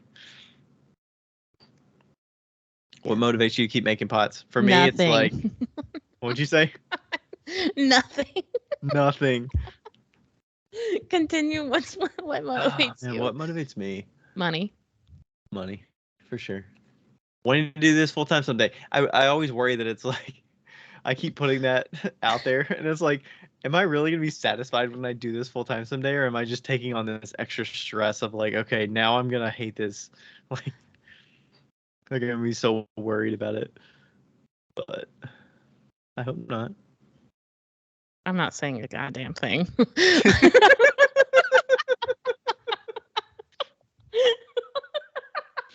I think I gotta put myself in a situation where it's like I know where I can cut ties with certain things and I can keep doing certain things, and hopefully I get to a point where I'm happy with what I can pick and choose from, and it sustains me. Yeah. Okay, what motivates you? Okay, what motivates you is that you want to do it full time someday and money. What motivates me? Not dying. That just sounds so callous for me to just say I want. No, I think those are very realistic things. Those are realistic. I mean, I do appreciate the customer interaction too, but I mean, Oh, but let's be honest. Like, I like the feeling of selling things for Mhm. one, the money, but also like it feels good when somebody buy something. like wants to buy something without Yeah, you for having sure. to like get them into wanting to buy the thing. Yeah. And that's money motivated also, but it's also like hell yeah. Can I tell you a short story really quick? Yes. I was at the farmer's market and Sarah was with me, my friend. And she's never been to a farmer's market with me or like a sale or anything. And like somebody's looking at my pinch pots and they go, "What would you use these for?" And I'm like, "Anything." Like you know, uh, like salt, anything. And later she's like telling the group that because we were at like a dinner, she's like, people are just asking, what are you going to use this bowl for? Any fucking thing you want. And that's like how she was like so appalled that people are like, what do you use this bowl for? Like, it's a fucking bowl, use it. Some people just don't think about, I don't know. I think it's just a way for them to either step into like Agreed. figure out I don't I know, do it's a way to that. like interact with the artist of like what Yeah. did you intend it to be used for? Right. I do that with a ton of things. So Or I they just don't don't get want mad at it. they just don't She want to was just overthink it or something, Yeah. but like whatever. They're on a stroll on a Saturday. They don't give a fuck about thinking about what this thing is used for. Right. Like I Hey, get that what question would you use this for? every day. It's just like a casual question. Right. I get it every day, so it doesn't make me mad at all. I just thought it was funny that she was like so hot and bothered. Yeah. It's weird that like I don't know. I'm sure it wears you down over time, but some people they just get angry that they get the same questions over and over. It's like I think it's just because you've just been worn down for so long that like Yeah. think of it from the customer standpoint. Like they're just an innocent person walking by. They don't know anything about this. Like It's like the 15th person asking you how your day is and your day's like not going well and you're just like, I'm fucking fine. Like, and They're they're just like, trying to be whoa. nice, damn it. Yeah. Okay, next question. Got a question for the podcast. How do instructors deal with their demo pieces made at studios other than their own? Do you pay for the clay or consider keeping the pieces as part of your instructor's pay? I purchase small tools, etc. For their studio to compensate for the recycled clay I'm using. Esther Drone. Esther Drone. Yeah. Yeah, that's Esther. I think I'm they're not. mainly talking about for workshops and stuff, but honestly, I don't even think like I think it's just part of their cost of doing business. Like if they want me to demo stuff, I use their clay. I don't feel bad about using Right. the funds of using their clay. Like they're getting instruction. It's part of what I'm getting paid for. Right. That I'm gonna need to use clay. And usually if I were using extra clay, I would use like reclaimed clay, or if students left behind clay from sessions prior and it just was sitting like a half a bag sitting there, like that's the clay I would pick up and try to use. I'm not gonna use a brand new bag. I assume that the studio is going to cover all the tools that I have, unless I have specific tools like sponges, Mm-hmm. fettling knife, needle tool, all those kind of like standard tools. I expect the studio to have. Yeah. So it sounds like before she leaves, she would be purchasing small tools to like give them some money back because you use their clay for free. Yeah, I would always just assume they have enough clay going around that clay is not the cost where they're like, you know what, we got to make sure you're not using up our clay unless you're using like Right. a porcelain or something where it's like costly and you can't really reclaim it as well. And Yeah. Yeah, I don't know. I mean, and consider keeping the pieces as part of your instructor's pay.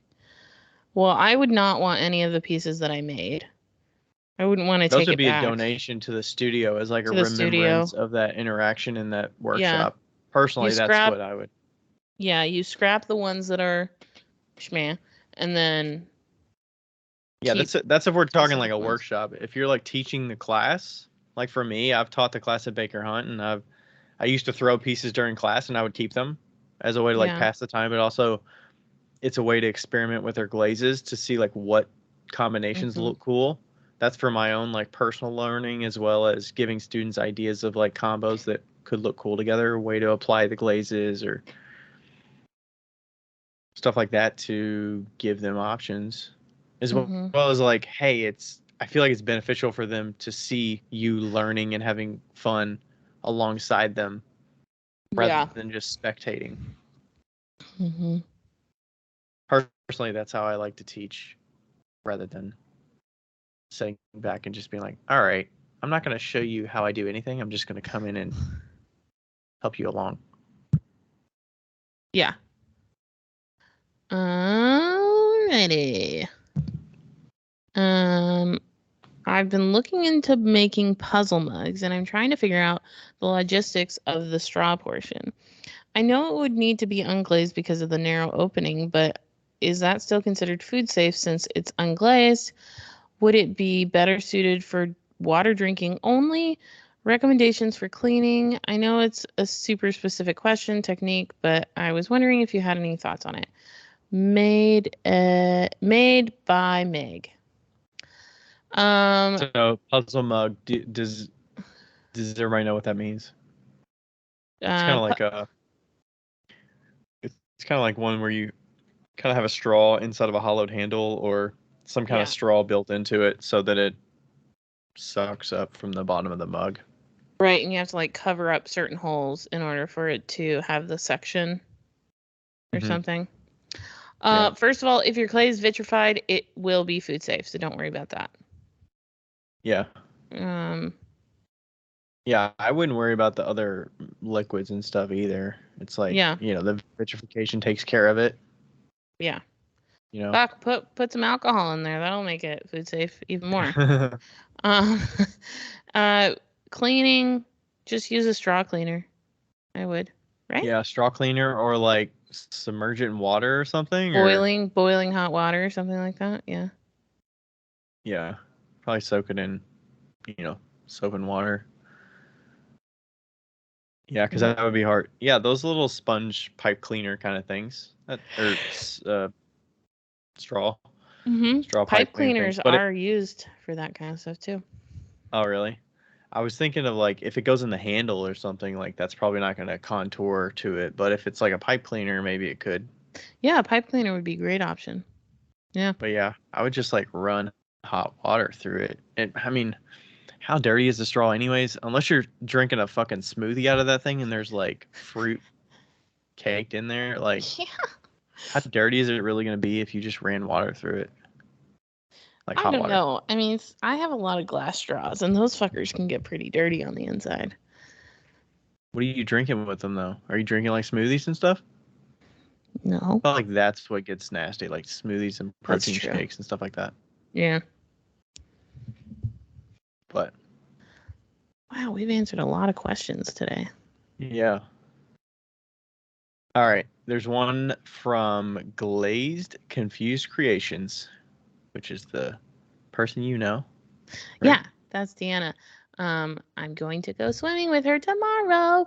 Um, Does she have a pool? her neighborhood has a pool, and so we go swimming before the farmers market. Nice. Yeah. Is it Okay. gonna be hot as fuck again tomorrow? Yeah. It was 100 degrees yesterday. I saw that. Fuck.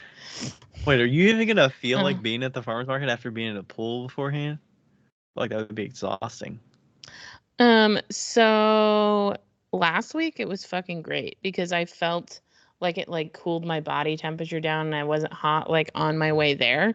So I felt like I was, it was nice. And plus Deanna has, um, she has air conditioning. It's going to be 93 degrees.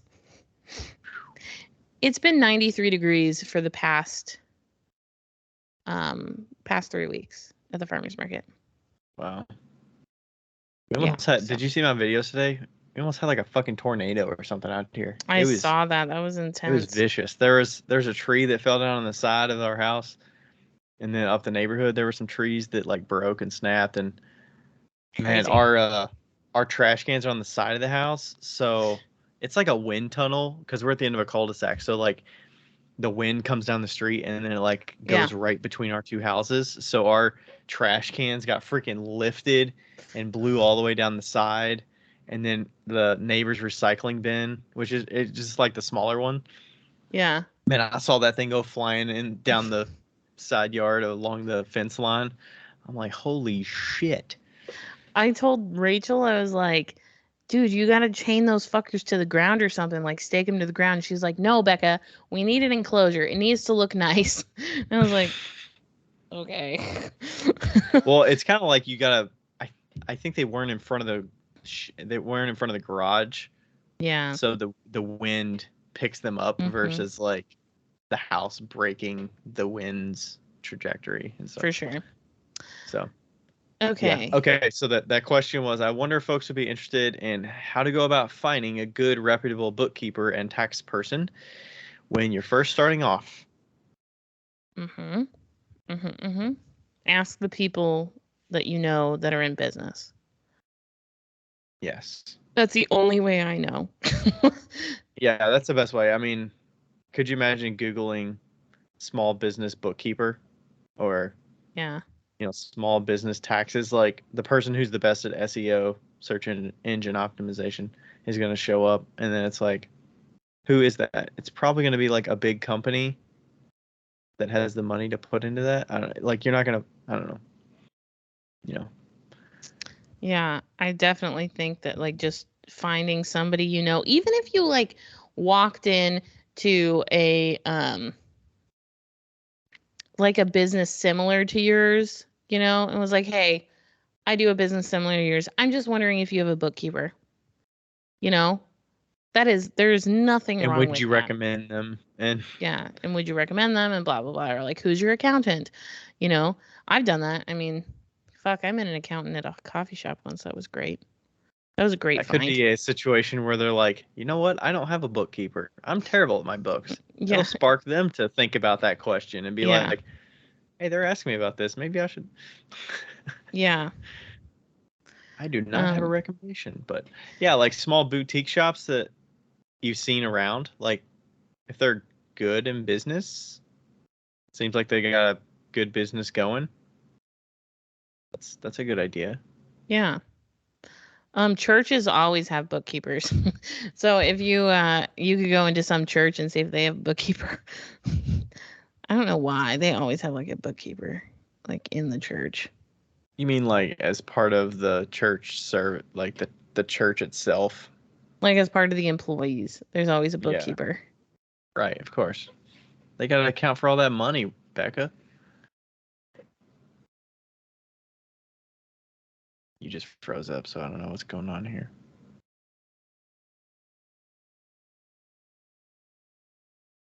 Bueller. Are you there? Yeah. You froze up for me. Did I freeze up? Yeah. All right. Yeah, the last You comment look was so disappointed. the last comment was yes, they got to keep track of all that money in the church. Oh yeah, because it's a business. Anyway. Okay. Should we do one last question? Pick your pick. Oh, we answer that one. Sure, keep reshuffling and stuff. All right. Hi, Ryan and Becca. Damp, wet boxes. What can you put in the bottom other than Potter's plaster or POP? I think that's like pottery or plaster of Paris. Perlite, wet sponges, options. You guys rock. Thanks. That is how do you say that? Malakaway. Malakaway? Malak? Malakaway? Malakaway. That reminds me of Malaka is a thing to say on a bright Hawaiian Christmas day. Off a Christmas Vacation? No. Malikamikimaka is the thing to off say. Christmas Vacation.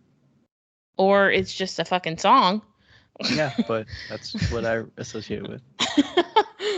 Malikamikimaka. Anyway, well, wood molds, canvas molds, sponges. Drywall can mold. I have Drywall can mold. I have drywall pieces in the bottom of a couple of mine just because I need something flat. And it fits in there. It's like a good temporary solution. I would say that's not a bad option. I don't know about wet sponges. It doesn't seem like that would be as flat and like work that well. Well, also, I don't think you actually need to put anything in there, you know? Yeah.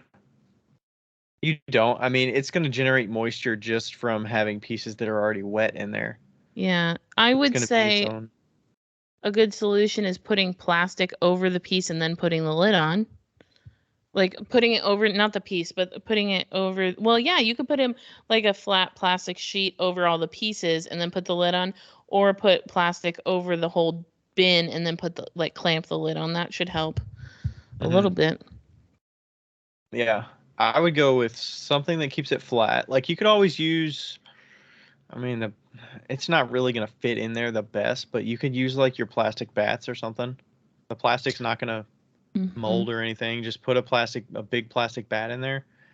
I have that in a couple of them just for like filling the gaps where my plaster or my drywall board does not fit. Yeah, and you could put if you put plastic bats or any kind of like plastic down, you could put water under that, so that it. What about like Hardy backer board? You could probably use that, right? Hardy would work. Yeah, Hardy. That can absorb water. It's like, you could have some water underneath it. Yeah, I maybe would put I think I would put Hardy, and then under the Hardy put some risers and then just pour some water in there. Mm-hmm. Well, some of the damp boxes will have that kind of little channel if it's kind of dented in the bottom, where the Yeah, hardy's going to sit on the like that's true. raised part, and then the Yeah. water will collect in the little dimpled area. I might But it want. depends on the bin. I wonder if you'd want to like drill some holes in the hardy so it could escape. Because the thing about hardy is that it is absorbent, but What escape? the water, the water to escape. Hardy is absorbent, but it's made to like absorb the water and stop it, essentially. Um, So if there's water that got on top of it for some reason, it would sit. it wouldn't sit. It'll still like absorb it out, but it won't go out the bottom of it. Oh, Like so you know how, that's why you talk about risers and also drilling holes just to help yeah. it escape. I mean, I don't know. I've never like just stuck it in a thing of water, but like, hardy backer is literally to put behind, it's to put on the siding of your house. It's to do For as a, siding? yeah. I just knew it was for tile. No, no, no. It's for siding. You can have hardy backer siding for sure. Oh, I didn't. And tile behind tile. So, yeah. Mm-hmm. I Yeah, remember there's one some good time. options. I would guess that it's probably like, hey, I don't want to spend the time to make plaster, or like I don't have the facilities to make plaster. Yeah. Which reminds me, I need to make some new plaster slabs because mine Yeah. are hitting their limit. Yeah. But yeah, yeah, hardy backer. Wow, wow, wow. That's a good option. I've got some in here that I've been using to like reclaim some stuff on, but I'm like, oh, maybe I should just cut this up a little bit and put that in the bottom of some of my damp boxes that are Mhm. Yeah. Oh, I don't also, want if, to do plaster. if you're gonna use hardy backer, all you have to do is score it and snap it. You don't have to. It snaps. So just so you know. Yeah, you don't need like a circular saw or something like that. Yeah. So cool. It is fucking late. Yes. All right. We just hit 2 hours. Boom. All right. Thanks everybody for listening. Check out Becca's consultations. You need to figure out a clever name for that. I know. My Instagram posts have been really clever though. I like those. Yes, those have been awesome. Yeah. Anyway. How long did it take you to come up with those? Like 5 minutes. Really? Yeah. Oh my gosh. People that are just that perfect with words, it's like, how long did you spend? I would have thought like 30 minutes or something. And you played around with some different, nope, 5 minutes. Done. I think that whatever comes to you first, like the first one was, do you suck at throwing? And then I don't know, I just like add in words and I'm like, oh yeah, that sounds good. And I don't overthink it. Yeah. So Nice. Check out Becca's booking, consultations, the Patreon. thanks. You've been posting stuff on there. Yeah, I've been doing pretty good. Nice. Yeah. Have you put a lot of effort into it so far? I put a medium amount of effort, probably like 10 to 20 minutes a day. That's good though. That's like regular. Yeah. You're watering those flowers a little bit. Yeah, tomorrow we're going to talk. I do a little tool post. I don't think I need the extra post. I don't know. There's not a lot of interaction, so I don't know if people are actually gaining anything from it or not, but whatever. That's what's tough with the Patreon. I feel like I don't know. Like I would want to see a Potter that gets a lot. Like, does Danny get a lot of interaction on there? I think he must. He must. Yeah. Because it seems very one-sided, at least from what we posted for Wheel Talk. Like, there's not a lot of interaction, but it's also depends on what you're doing. Right. Yeah, super interesting. And also they take a ton of fucking money. Tons of money from you. Like, I think they took platform. Yeah, like I'm making quote unquote $330, I think, or whatever. And I think they took like $60 out from fees. Yeah. Wow. Mhm. Yeah, I should have just started my own Patreon. I should have just started a fucking YouTube subscription. That's what I should have done. So, anyway, moving on. Well, have a fabulous night. Yeah, thanks everybody for listening. We'll see you next time. Yep. Bye. Bye. I think I started the recording a couple seconds early, but when we first started, but that's all right. That's okay. I'll figure it out. All right, we're stopping the Skype.